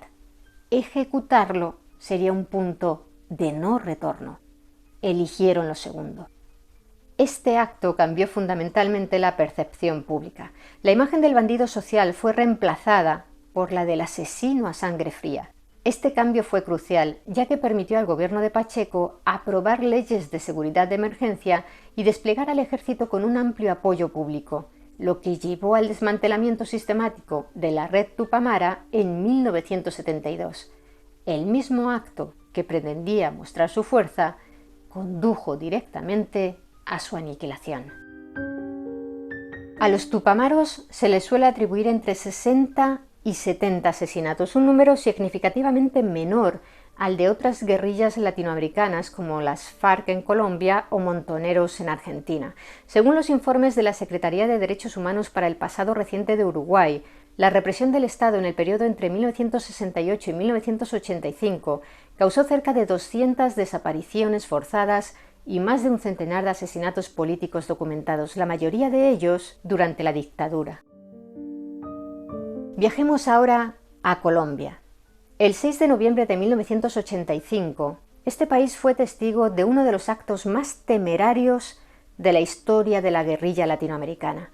El movimiento 19 de abril, el M-19, que había recibido formación y apoyo de países como Cuba y Libia, aunque siempre reivindicaron su autonomía de la política exterior cubana, porque ellos eran un híbrido de nacionalismo, bolivarianismo y socialismo democrático, lanzó un asalto contra el corazón mismo de la democracia colombiana. Aquel ataque derivó en una masacre que dejó una cicatriz en la nación. El objetivo fue el Palacio de Justicia en Bogotá, sede de la Corte Suprema de Justicia del Consejo de Estado. Un comando de 35 guerrilleros irrumpió en el edificio y tomó a cientos de rehenes, entre ellos la mayoría de los magistrados de la Corte Suprema. Su objetivo declarado era realizar un juicio público contra el presidente Belisario Betancur, a quien acusaban de haber traicionado un proceso de paz. También buscaban un acto de propaganda de impacto mundial para demostrar que seguían siendo una fuerza poderosa. El gobierno se negó a negociar y ordenó al ejército que retomara el palacio por la fuerza. Lo que siguió fue un infierno de 28 horas, transmitido en vivo a una nación horrorizada. Tanques, helicópteros y tropas de asalto combatieron a los guerrilleros en una batalla que consumió el edificio en llamas. El resultado fue apocalíptico. Cerca de 100 personas murieron, incluyendo 11 magistrados de la Corte Suprema, guerrilleros, soldados y empleados civiles. La tragedia se agravó por la evidencia posterior de que varias personas, principalmente empleados de la cafetería, que salieron con vida del palacio, fueron detenidas por las fuerzas de seguridad y desaparecidas, presumiblemente torturadas y ejecutadas extrajudicialmente. La pregunta es ¿por qué? Las investigaciones posteriores apuntan a una combinación de motivos: la sospecha de que eran colaboradores de la guerrilla, la eliminación de testigos que podían contradecir la versión oficial de los hechos y la búsqueda de información mediante torturas, cuyo crimen se encubrió con el asesinato. El asedio fue un trauma nacional que destrozó el proceso de paz.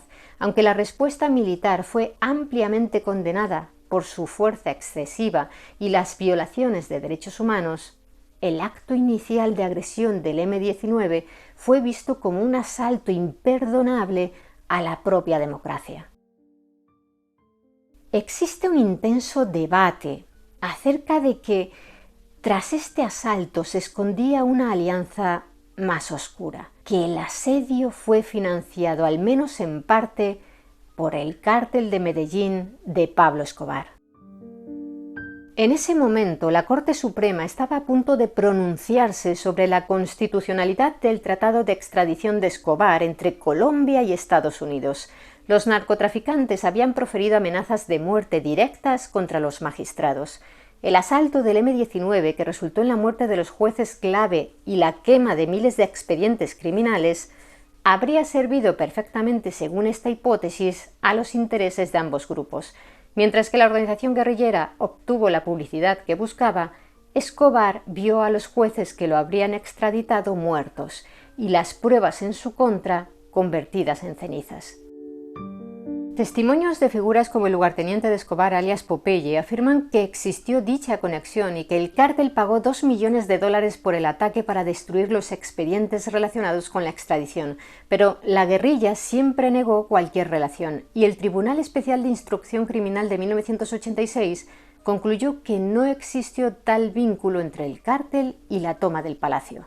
Esta conexión, ya fuera puntual o directamente inexistente, marcó un punto de inflexión crucial que, en opinión de los expertos, puso en el punto de mira la posible degradación ideológica del proyecto revolucionario, donde la lucha armada por el pueblo se enredaba con los intereses de los imperios criminales, desdibujando la línea entre la violencia política y el narcoterrorismo. Aunque no hay una cifra final sobre las muertes que se le pueden atribuir a esta organización guerrillera, sumando los asesinatos selectivos documentados y una parte de la responsabilidad en la masacre del Palacio de Justicia, se puede afirmar que el M-19 fue responsable de más de un centenar de muertes. Este número es notablemente inferior al de otras guerrillas colombianas como las FARC o el ELN, de las que hablaremos más tarde, cuya actividad se prolongó durante muchas más décadas y se caracterizó por una violencia a mayor escala. La trayectoria del M-19 fue más corta, entre 1974 y 1990, y se centró a menudo en acciones de alto impacto simbólico más que en el control territorial o la guerra de desgaste. Acciones como el asalto del Palacio de Justicia de Bogotá no fueron incidentes aislados. Formaban parte de un patrón continental de violencia revolucionaria, una estrategia que se replicó con resultados igualmente trágicos en toda la región. En Chile, el MIR, cuyos militantes fueron entrenados en Cuba, desató una campaña de asaltos a bancos y asesinatos selectivos. El 15 de julio de 1980, uno de sus comandos acribilló en su automóvil al teniente coronel Roger Vergara Campos, director de la Escuela de Inteligencia del Ejército. En Paraguay, el 17 de septiembre de 1980, en una de las operaciones transnacionales más llamativas de la época, el exdictador nicaragüense Anastasio Somoza fue asesinado en su exilio en Asunción. Un comando del Ejército Revolucionario del Pueblo de Argentina emboscó su coche con fusiles y un lanzacohetes. La operación Reptil tuvo éxito. Desertores de la inteligencia cubana y exguerrilleros han confirmado que el plan contó con el apoyo y respaldo de La Habana como un ajuste de cuentas por el apoyo de Somoza a la invasión de Bahía de Cochinos casi 2 décadas antes. En El Salvador encontramos al FMLN. No existe una cifra única y consolidada de los asesinatos cometidos por la guerrilla salvadoreña. La fuente más fiable es el informe de la Comisión de la Verdad para El Salvador, publicado por la ONU en 1993, tras el fin de la Guerra Civil, del que ya os hablamos en nuestro vídeo sobre la Escuela de las Américas. Según este informe, que investigó más de 22.000 denuncias de graves hechos de violencia, se atribuye directamente al FMLN la responsabilidad de más del 5% de los homicidios y violaciones a los derechos humanos documentados por la Comisión. El mismo informe atribuyó más del 85% de los actos de violencia a los agentes del Estado, las Fuerzas Armadas, cuerpos de seguridad y escuadrones de la muerte. En total, la guerra dejó un saldo de más de 75.000 muertos. No te vamos a hacer nada, te vamos a respetar la vida. Tus compañeros se rindieron. Te vamos a poner una mina ahí donde estás y te vas a morir porque no te querés rendir. Bueno, ya estoy listo ya. Hermano soldado, rendite.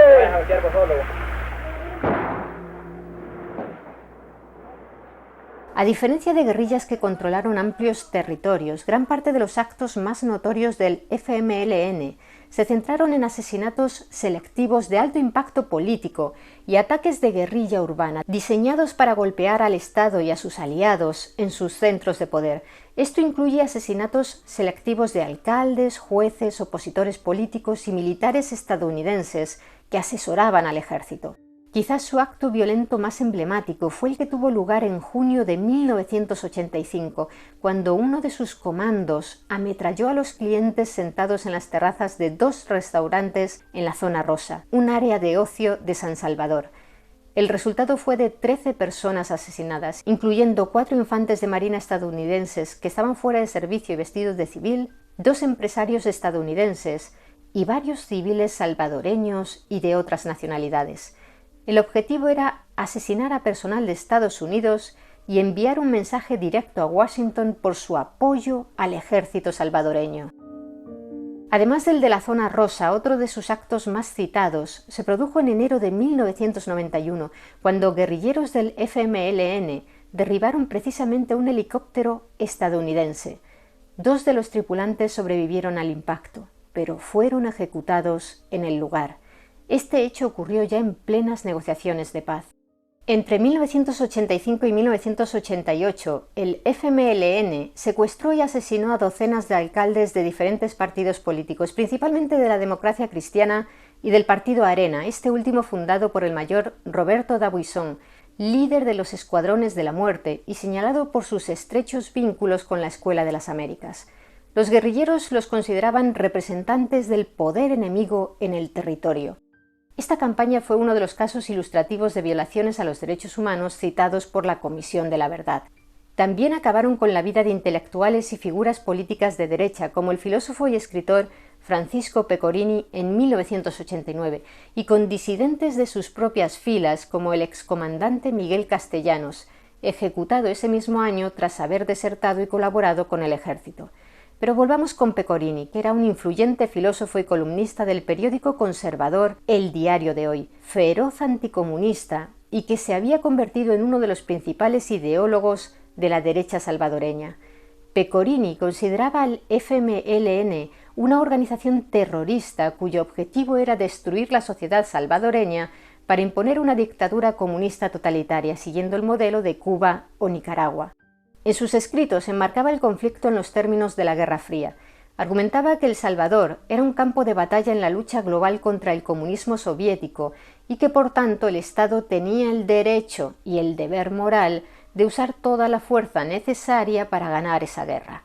De hecho, consideraba legítimo e incluso promovía el uso de la violencia del Estado contra el FMLN. Francisco Pecorini fue asesinado en una emboscada de estilo comando urbano mientras se dirigía en su coche hacia la Universidad de El Salvador, donde daba clases. Según los informes de la época, fue interceptado por un comando de guerrilleros urbanos del FMLN. Los atacantes, que se movilizaban en otro vehículo, se emparejaron al coche de Pecorini y abrieron fuego a corta distancia con armas automáticas. Murió en el acto dentro de su automóvil. La naturaleza pública y desafiante del ataque no fue casual. Estaba diseñada para ser una demostración de fuerza y para enviar un mensaje de intimidación a quienes ellos consideraban enemigos ideológicos. El FMLN se atribuyó la responsabilidad justificando el crimen como un acto de justicia revolucionaria. Resulta una trágica ironía que en el mismo año 1989 los dos bandos armados decidieran acallar a las voces intelectuales que más les incomodaban. La guerrilla del FMLN asesinó a Pecorini, mientras que un escuadrón de élite del ejército salvadoreño masacró a 8 personas, entre ellas 6 jesuitas de la Universidad Centroamericana, la UCA, que eran los principales intelectuales que trabajaban por una paz negociada.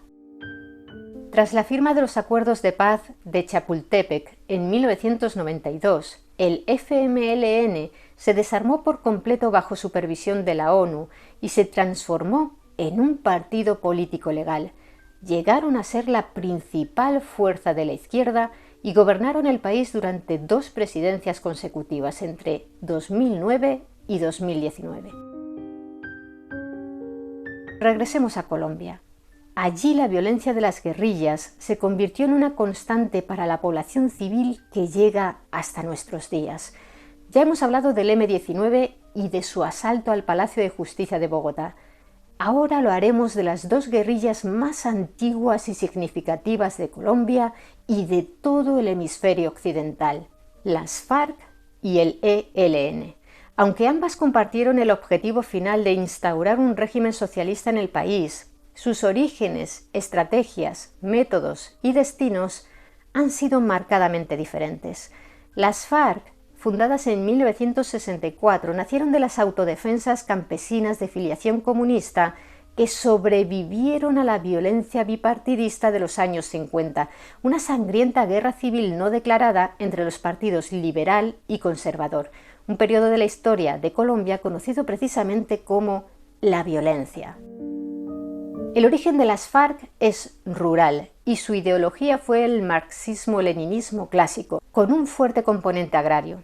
Su líder histórico fue Manuel Marulanda, alias Tiro Fijo, un apodo que se ganó debido a su habilidad y puntería como tirador, años antes de fundar las FARC, cuando era un joven combatiente en las guerrillas liberales que luchaban contra el gobierno conservador. Precisamente la trayectoria de Marulanda es clave para entender el origen de las FARC. Empezó luchando por la causa liberal, pero se sintió traicionado cuando los líderes de su partido pactaron la paz con los conservadores.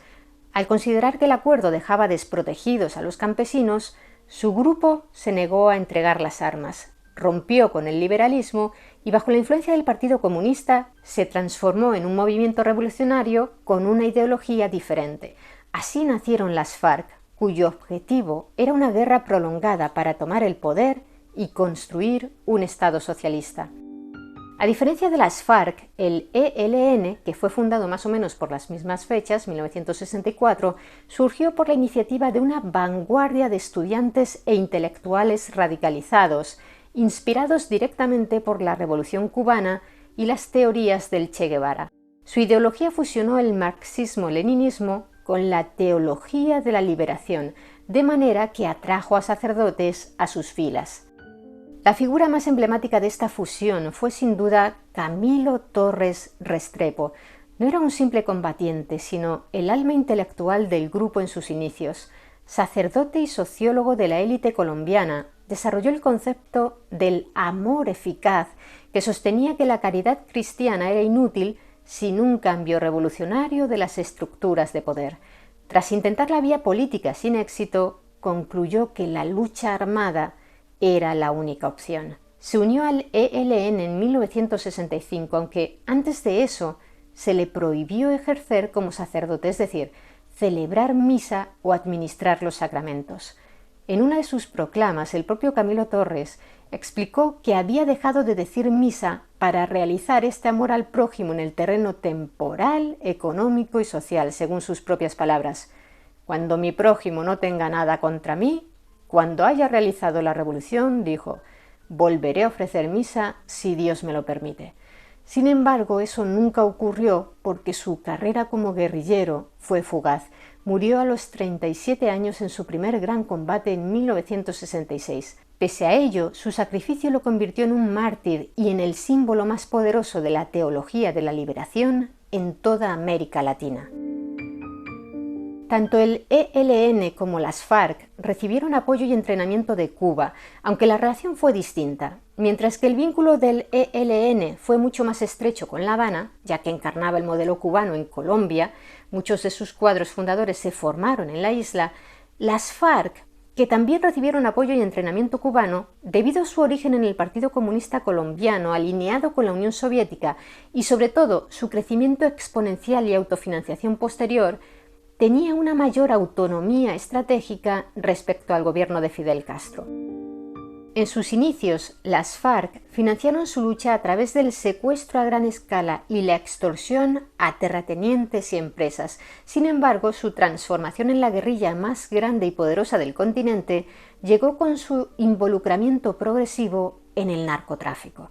A partir de los años 80 pasaron de cobrar un impuesto a los compradores de coca en sus territorios a controlar directamente cultivos, laboratorios y rutas de exportación. Este dominio sobre el negocio de la droga les proporcionó un poder económico inmenso, permitiéndoles ejercer un control territorial masivo hasta crear en la práctica un Estado dentro del Estado. A diferencia de las FARC, cuya principal fuente de financiación terminó siendo el narcotráfico, el ELN mantuvo sus métodos más tradicionales. Aunque también participaron en el negocio de la droga, sus ingresos provenían fundamentalmente del secuestro de civiles y empleados de multinacionales y de manera muy particular del sabotaje a la infraestructura económica del país. Sus ataques sistemáticos al oleoducto Caño Limón-Coveñas, por ejemplo, no solo tenían un objetivo militar, sino que eran una de sus principales herramientas de extorsión y financiación, ya que extorsionaban a las empresas multinacionales que operaban el oleoducto, como la estadounidense Occidental Petroleum, o pagaban una cuota periódica llamada impuesto de guerra o vacuna, o la guerrilla atacaría sus instalaciones, maquinaria, empleados y por supuesto el propio oleoducto. Entre los ataques más notorios de las FARC se encuentra la masacre de Bojayá en 2002. Durante un combate con paramilitares, la guerrilla lanzó un cilindro bomba que cayó en la iglesia del pueblo, donde se refugiaban cientos de civiles. Aunque las FARC siempre han calificado el hecho de error, la justicia lo considera un crimen de guerra. El uso de un arma tan imprecisa en una zona poblada es una violación del derecho internacional humanitario, independientemente de cuál fuera el objetivo final. La explosión causó la muerte de unas 80 personas, entre ellas 48 menores de edad, convirtiéndose en uno de los símbolos más trágicos del conflicto. Un año más tarde, un coche bomba colocado en un exclusivo club social de Bogotá, El Nogal, dejó 36 muertos y más de 200 heridos en un acto de terrorismo urbano. Asimismo, el secuestro de la candidata presidencial Ingrid Betancourt y el de los 12 diputados del Valle del Cauca, 11 de los cuales fueron asesinados en cautiverio, son ejemplos de su uso de esta práctica como arma política. El caso de Ingrid Betancourt es uno de los más emblemáticos del conflicto colombiano por su duración, su impacto internacional y el llamativo operativo que culminó en su liberación. Fue secuestrada por la guerrilla de las FARC en febrero de 2002 mientras hacía campaña. Durante 6 años y medio permaneció cautiva en la selva, encadenada y sufriendo enfermedades y maltratos. Su caso se convirtió en un símbolo mundial del secuestro en Colombia, generando una inmensa campaña internacional por su liberación, especialmente liderada por Francia, debido a su doble nacionalidad. Su largo cautiverio concluyó el 2 de julio de 2008, gracias a la Operación Jaque. La guerrilla tenía a su grupo de rehenes más valioso, incluida Betancourt, en un campamento en la selva, pero el ejército colombiano estaba cada vez más cerca, de manera que necesitaban mover a los secuestrados a un lugar más seguro para reunirlos con uno de sus máximos jefes, Alfonso Cano. La inteligencia militar interceptó las comunicaciones de las FARC y se enteró de este plan. Descubrieron que el comandante guerrillero que custodiaba a los rehenes, alias César, estaba esperando órdenes para realizar el traslado, de manera que los servicios de inteligencia del ejército colombiano fingieron pertenecer a una misión humanitaria internacional neutral que iba a colaborar en ese traslado, y convencieron a los captores de entregarles a los rehenes sin problemas, ya que se hicieron pasar por Alfonso Cano en mensajes de radio.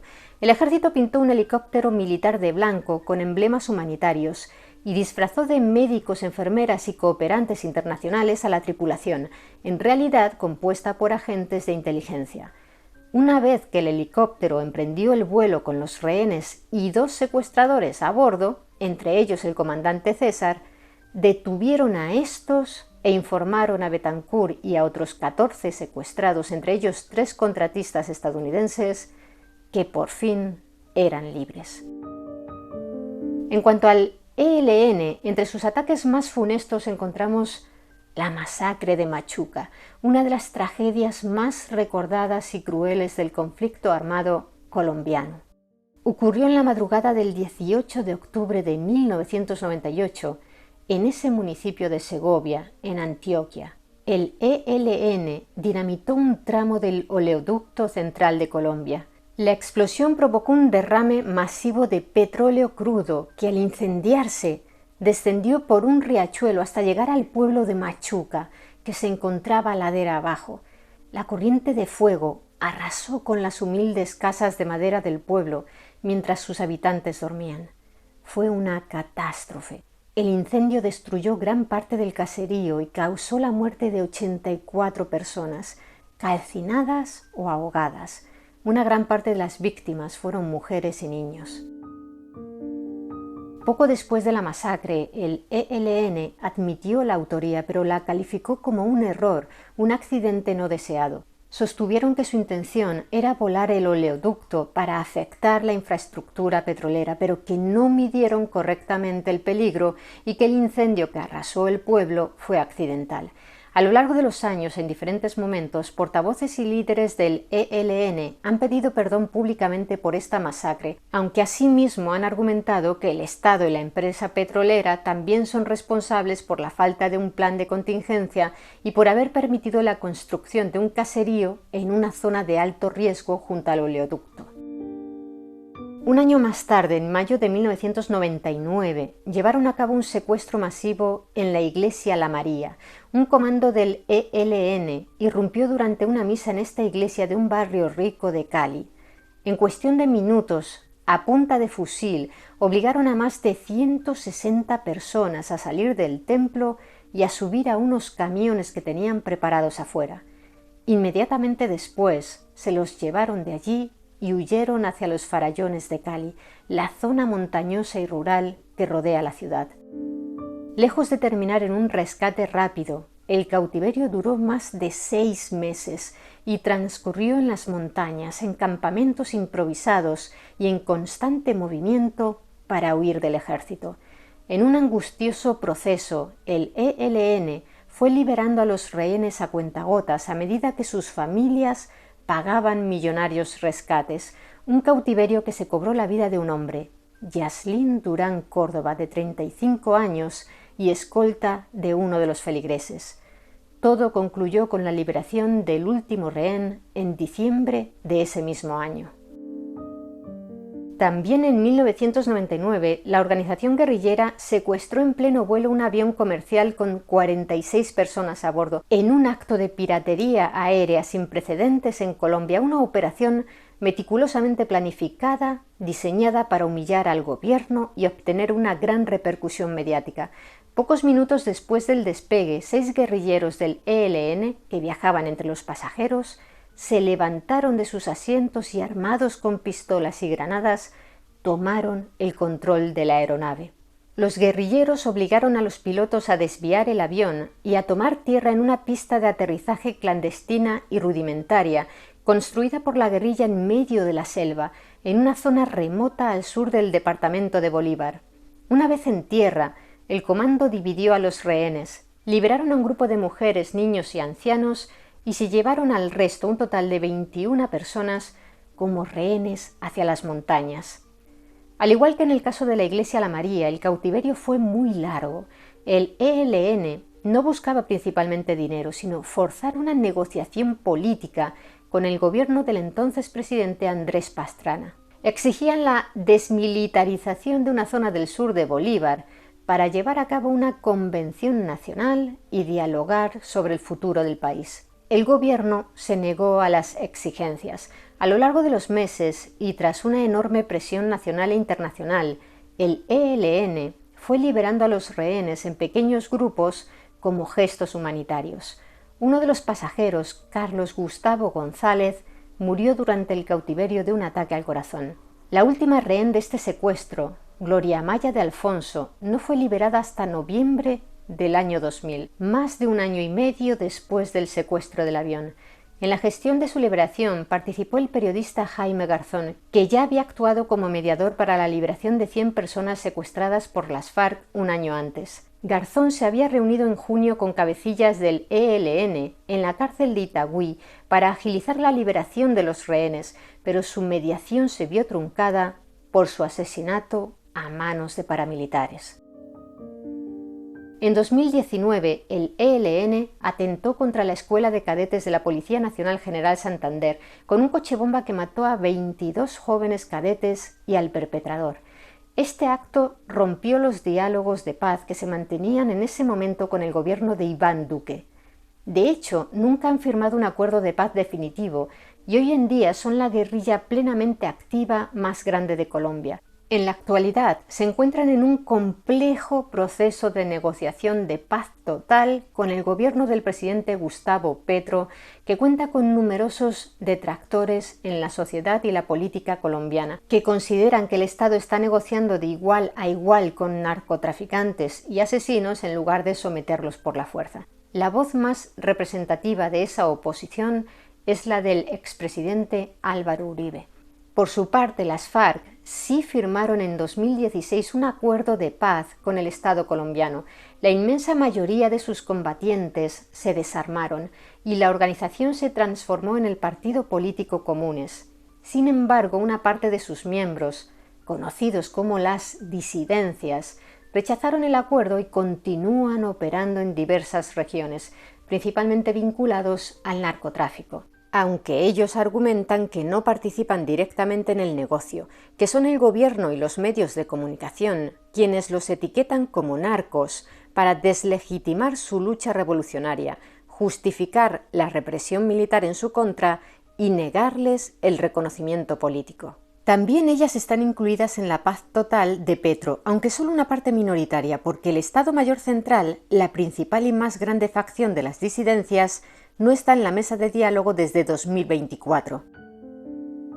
Según el informe final de la Comisión de la Verdad, una entidad del Estado colombiano que nació directamente del Acuerdo de Paz del 2016 y publicó sus resultados en 2022, la responsabilidad en los homicidios ocurridos entre 1985 y 2018 en Colombia se distribuiría de la siguiente manera.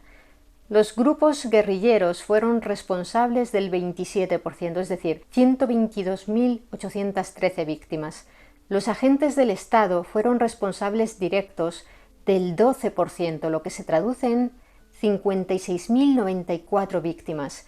Y los grupos paramilitares, promovidos, apoyados o tolerados en muchos casos por sectores del Estado, acabaron con la vida de 205.028 personas, es decir, el 45% del total de las víctimas. Por desgracia, los atentados y los asesinatos en Colombia no han concluido y el mes de agosto de 2025 resultó especialmente trágico. El día 21, 2 atentados simultáneos y se cree que coordinados, ambos atribuidos por las autoridades a 2 facciones diferentes de las disidencias de las FARC, recrudecían la violencia en el país. Sobre las 2 de la tarde, el Estado Mayor Central lanzó un ataque con un coche bomba contra una base militar en Cali que dejó más de 70 heridos y mató a 7 personas, de las que 4 eran civiles que transitaban por la calle aledaña a la base militar en el momento de la explosión. Pero es que 4 horas antes, sobre las 10 de la mañana, el Frente 36, una facción disidente ahora separada del Estado Mayor Central, atacó un helicóptero de la policía especializado en la lucha antidroga en una zona rural de Amalfi, en Antioquia. La aeronave había aterrizado y fue alcanzada por una carga explosiva instalada en la zona, lo que causó la muerte de 13 de los ocupantes del helicóptero. El balance total de ambos ataques fue de 20 muertos y superó los 73 heridos.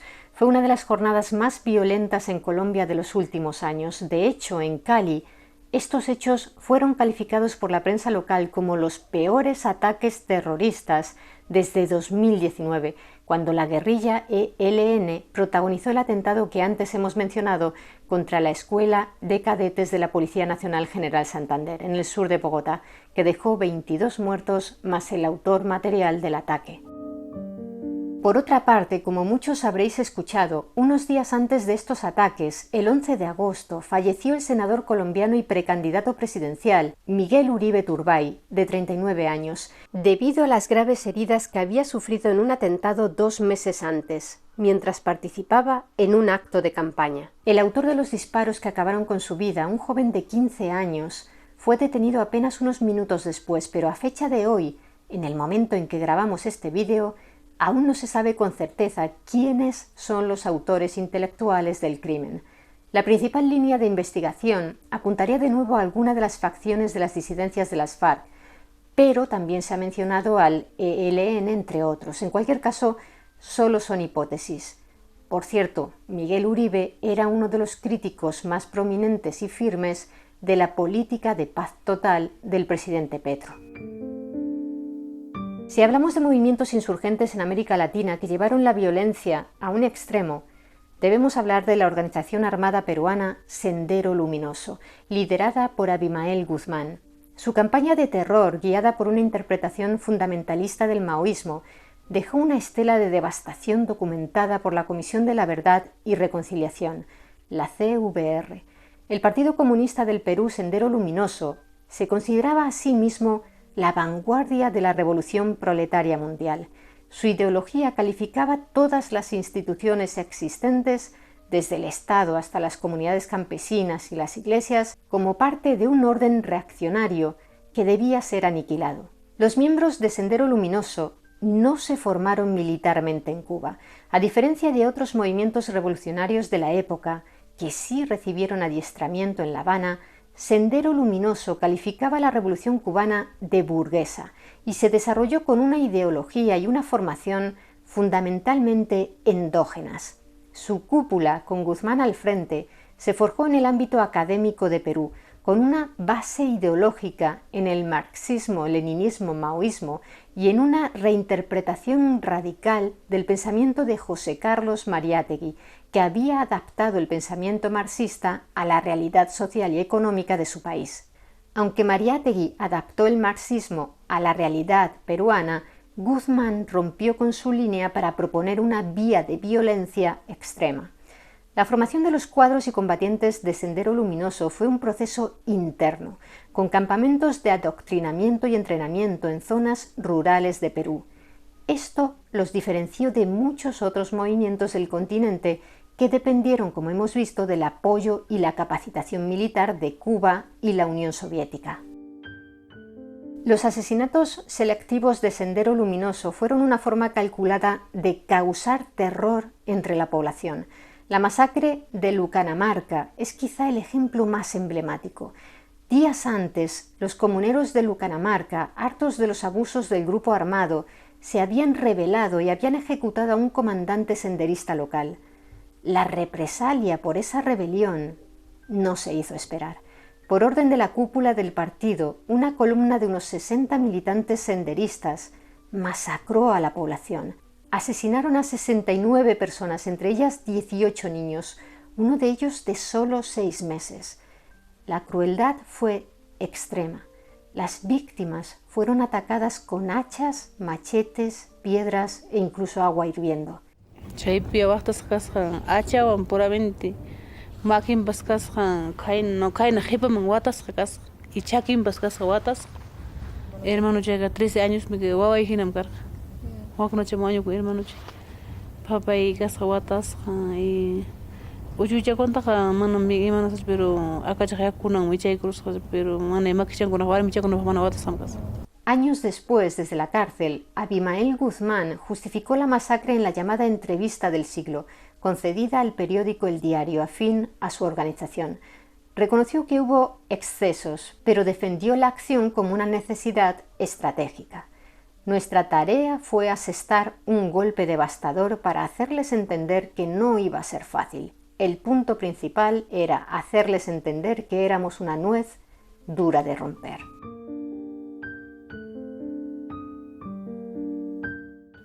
Ha muerto pues con una bala, mira aquí pasó una bala, aquí la hincharon y esto es que me da pena a mi hermano, por eso lo tengo aquí a mi hermano. La Comisión de la Verdad y Reconciliación, la CVR, concluyó que en el conflicto armado interno entre 1980 y 2000, Sendero Luminoso fue el principal perpetrador de crímenes, responsable del 54% de las 69.280 víctimas fatales estimadas. Los agentes del Estado habrían sido responsables del 37% de las muertes y otros grupos del porcentaje restante. No obstante, estas cifras son un tema a debate. La CVR usó un método estadístico para proyectar el número total de víctimas. Por ello, el 54% de responsabilidad de Sendero Luminoso es una estimación, no la suma de casos verificados. Un análisis crítico liderado por el economista Silvio Rendón señala una aparente contradicción. En los casos que la CVR sí pudo documentar individualmente, cerca de 24.000, la situación es distinta. En este universo de casos documentados, la responsabilidad de los agentes del Estado es casi tan alta como la de Sendero Luminoso. El grupo terrorista fue responsable de un 46% de las muertes documentadas, mientras que el Estado lo fue de un 42%, un margen muy estrecho que contrasta con la gran diferencia en las cifras totales estimadas.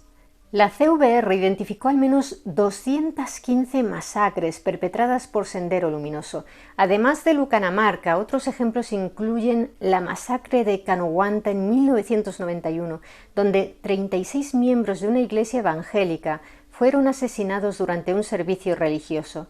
Los asesinatos de líderes sociales y políticos fueron una estrategia deliberada, ya que cerca del 30% de las víctimas de Sendero Luminoso fueron autoridades locales o dirigentes sociales, un acto claro para eliminar cualquier organización que no estuviera subordinada al partido.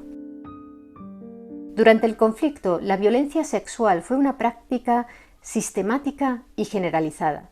La CVR concluyó que los agentes del Estado fueron los principales perpetradores, responsables de aproximadamente el 83% de los casos de violación documentados.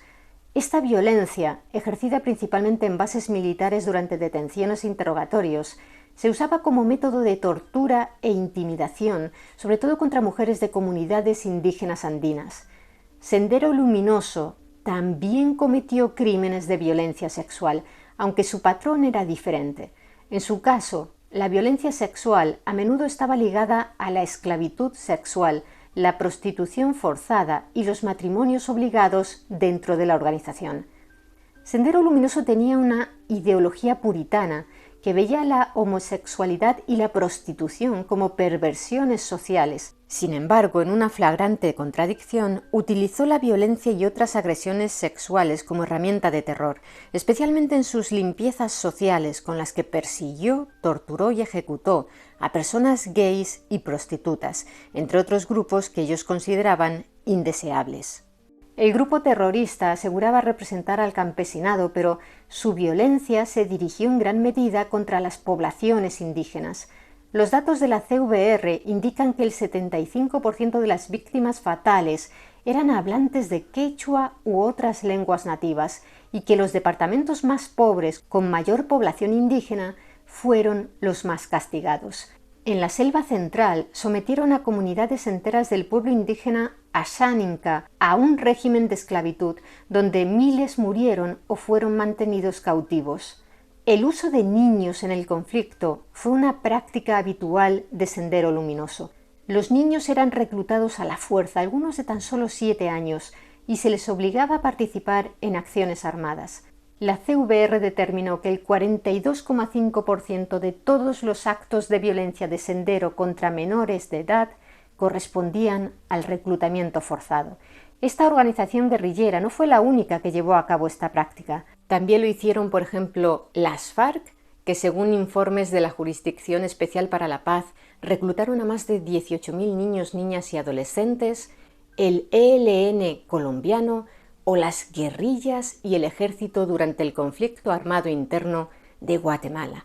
Esta es una práctica que persiste, como ocurre en el caso de las disidencias de las FARC y el ELN, y supone una de las mayores controversias en el marco de las negociaciones de paz con el gobierno colombiano. El declive de Sendero Luminoso se inició con la captura de su líder, Abimael Guzmán, el 12 de septiembre de 1992. La Operación Victoria fue un éxito del Grupo Especial de Inteligencia, el GEIN, dirigido por el mayor Benedicto Jiménez, que logró capturar a Guzmán sin disparar un solo tiro. Esta detención decapitó la organización. Desde prisión, Guzmán intentó negociar un acuerdo de paz, lo que generó una fractura interna irreversible. La mayoría del grupo, conocida como Sendero Rojo, se desmovilizó, mientras que una facción minoritaria se mantuvo en armas. El gobierno de Alberto Fujimori también contribuyó a su derrota, armando a las comunidades campesinas en rondas de autodefensa, que se convirtieron en una resistencia local y eficaz. Aunque la CVR documentó que estas rondas, pese a surgir para defenderse de la violencia terrorista, llegaron a cometer graves violaciones a los derechos humanos, incluyendo asesinatos de civiles. En la lucha contra el terrorismo de Sendero Luminoso, la figura de Vladimiro Montesinos fue muy importante, aunque no se le puede atribuir a él la captura de Guzmán, sino al trabajo realizado por el GEIN. Como jefe de facto del Servicio de Inteligencia Nacional, el SIN, Montesinos impulsó la estrategia de inteligencia que terminaría conduciendo a la detención del líder de Sendero Luminoso. Antes de empezar esta conversación académica, vamos a tener durante varios días, deberíamos saber cuáles son sus necesidades, a ese propósito común de los dos, que es tranquilo, que cómodo. La primera, doctor, sería que me quite qué sentido ni razón tiene. Esto es absolutamente ilegal, que pretende hacer irrisión, humillación. Yo no creo que eso sirva a nada. Usted dice que viene aquí para conversar, incluso académicamente, yo no veo que sea académico. El que fuera la mano derecha de Fujimori también usó su vasta red de inteligencia para crear un sistema de corrupción nacional, una realidad expuesta en los Vladivídeos, grabaciones secretas en las que se le ve sobornando a políticos, empresarios y directivos de medios de comunicación para controlar el poder. Además, este graduado de la Escuela de las Américas fue el autor intelectual de la Guerra Sucia del Estado, promoviendo crímenes de lesa humanidad a través de escuadrones de la muerte como el Grupo Colina. El legado de Montesinos es, por tanto, una mezcla compleja de efectividad en la pacificación y de profunda criminalidad y abuso de poder. Montesinos está en prisión desde junio de 2001 con condenas por crímenes de lesa humanidad, corrupción, homicidio, secuestro. En una de las tramas más insólitas, llegó a ser condenado por traficar armas para la guerrilla de las FARC. Aunque la suma de sus condenas podría superar la cadena perpetua, la fecha clave para su posible liberación es el 24 de junio de 2026. A sus 80 años, intenta acogerse a una ley aprobada por el Congreso a finales del año pasado que permite a reos mayores de esa edad cumplir su sentencia bajo arresto domiciliario. A diferencia de los conflictos prolongados de Colombia y Perú, otros países como Brasil también vivieron la violencia de guerrillas urbanas en los años 60 y 70, que fueron brutalmente reprimidas por la dictadura militar. Sin embargo, en Brasil esa violencia política no derivó en una guerra civil duradera y hoy ha sido reemplazada por un conflicto de naturaleza distinta, protagonizado por megabandas criminales como el temible Primeiro Comando da Capital, que luchan por el control del narcotráfico. Las guerras de guerrillas de la Guerra Fría, como hemos visto, dejaron un legado de muerte y polarización que aún resuena en América Latina. Analizar las consecuencias a largo plazo de esta violencia es crucial para comprender las cicatrices políticas y sociales, y en algunos casos heridas abiertas y aún sangrantes que perduran hasta hoy. Más allá de las historias individuales, es fundamental cuantificar la escala de la violencia para comprender su verdadero impacto. Aunque las cifras exactas son objeto de debate, los informes de comisiones de la verdad y los registros históricos oficiales pintan un cuadro claro de sufrimiento generalizado infligido por estos grupos revolucionarios, una realidad a menudo eclipsada en la memoria histórica por los crímenes de las dictaduras que les siguieron. Estas cifras representan a padres, hijos, trabajadores y ciudadanos cuyas vidas fueron truncadas en nombre de la revolución. Su memoria es una parte esencial y a menudo olvidada de la historia de la violencia política en el continente. La violencia guerrillera fue además un catalizador crítico para la ola de dictaduras militares de derecha que arrasó el continente en las décadas de 1970 y 1980. Este hecho se encuentra en el centro del polémico debate histórico conocido como la teoría de los dos demonios.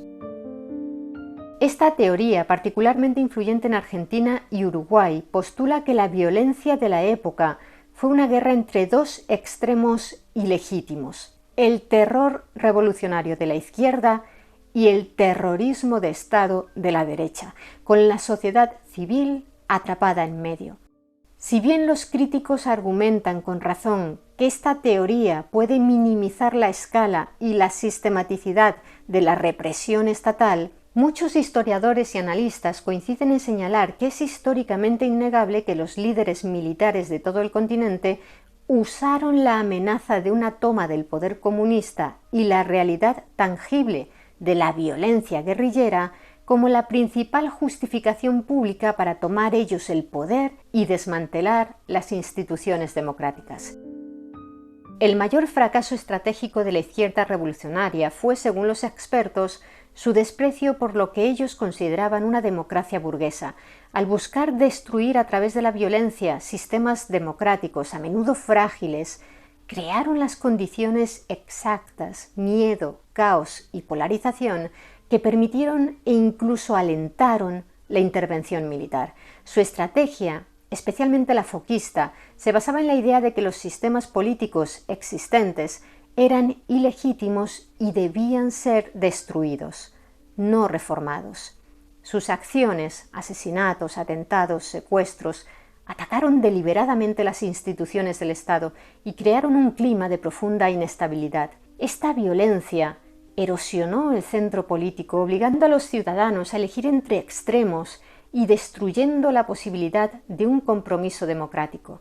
Los estamentos militares, ya predispuestos a la intervención y respaldados por Estados Unidos bajo la Doctrina de Seguridad Nacional, la DSN, se presentaron como la única fuerza capaz de restaurar el orden frente al caos creado por los subversivos. Como ya os hemos contado antes, la DSN alteró la relación entre el Estado y la sociedad, transformando a los ejércitos, diseñados para proteger a los ciudadanos de una invasión extranjera, en instrumentos de terror contra esos mismos ciudadanos. El papel tradicional de los militares se centraba en la defensa de las fronteras. Sin embargo, Estados Unidos, temiendo la subversión comunista interna, necesitaba que los ejércitos latinoamericanos se enfocaran hacia adentro. La DSN proporcionó el marco intelectual y moral para este giro. Creó una ideología anticomunista que definía al enemigo como cualquiera que desafiara el orden socioeconómico existente y la estabilidad nacional. Opositores políticos, líderes estudiantiles, organizadores sindicales, clérigos, movimientos campesinos y cualquier grupo que amenazara el statu quo.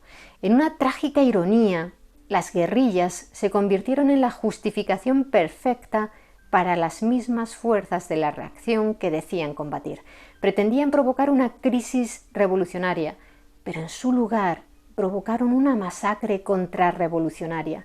Como señalan historiadores y politólogos de referencia en el tema, desde el estadounidense Steve J. Stern hasta los argentinos Marcos Novaro y Vicente Palermo, los dos demonios no eran iguales en escala. La maquinaria de matar del Estado fue mucho más eficiente, pero estaban encerrados en una relación mutuamente destructiva que aniquiló a una generación y devastó las esperanzas democráticas del continente. La historia de la Guerra Fría en América Latina es una historia de profunda tragedia. Es una historia de vidas truncadas, familias destruidas y sociedades desgarradas por ideologías forjadas en capitales lejanas. Recordar solo los crímenes de las juntas militares y los dictadores es contar una historia incompleta. Los miles de asesinados, secuestrados y aterrorizados por movimientos revolucionarios respaldados por Cuba y la Unión Soviética no son notas a pie de página de la historia. Su sufrimiento fue real, sus muertes importaron. Un verdadero ajuste de cuentas con el pasado exige que miremos el panorama completo y terrible. Para decir verdaderamente nunca más, debemos recordar a cada víctima y confrontar a cada demonio. La Guardia Nacional, con alta moral y unificada completamente, comprende y conoce lo que es la Constitución de la República y por lo tanto la respeta, la obedece, así como obedece al presidente constitucional de la República, que es el general Anastasio Somoza Debayle. Y digámosle que aquí los esperamos en Nicaragua, país altamente turístico. ¿Y vosotros? ¿Qué pensáis de la teoría de los dos demonios?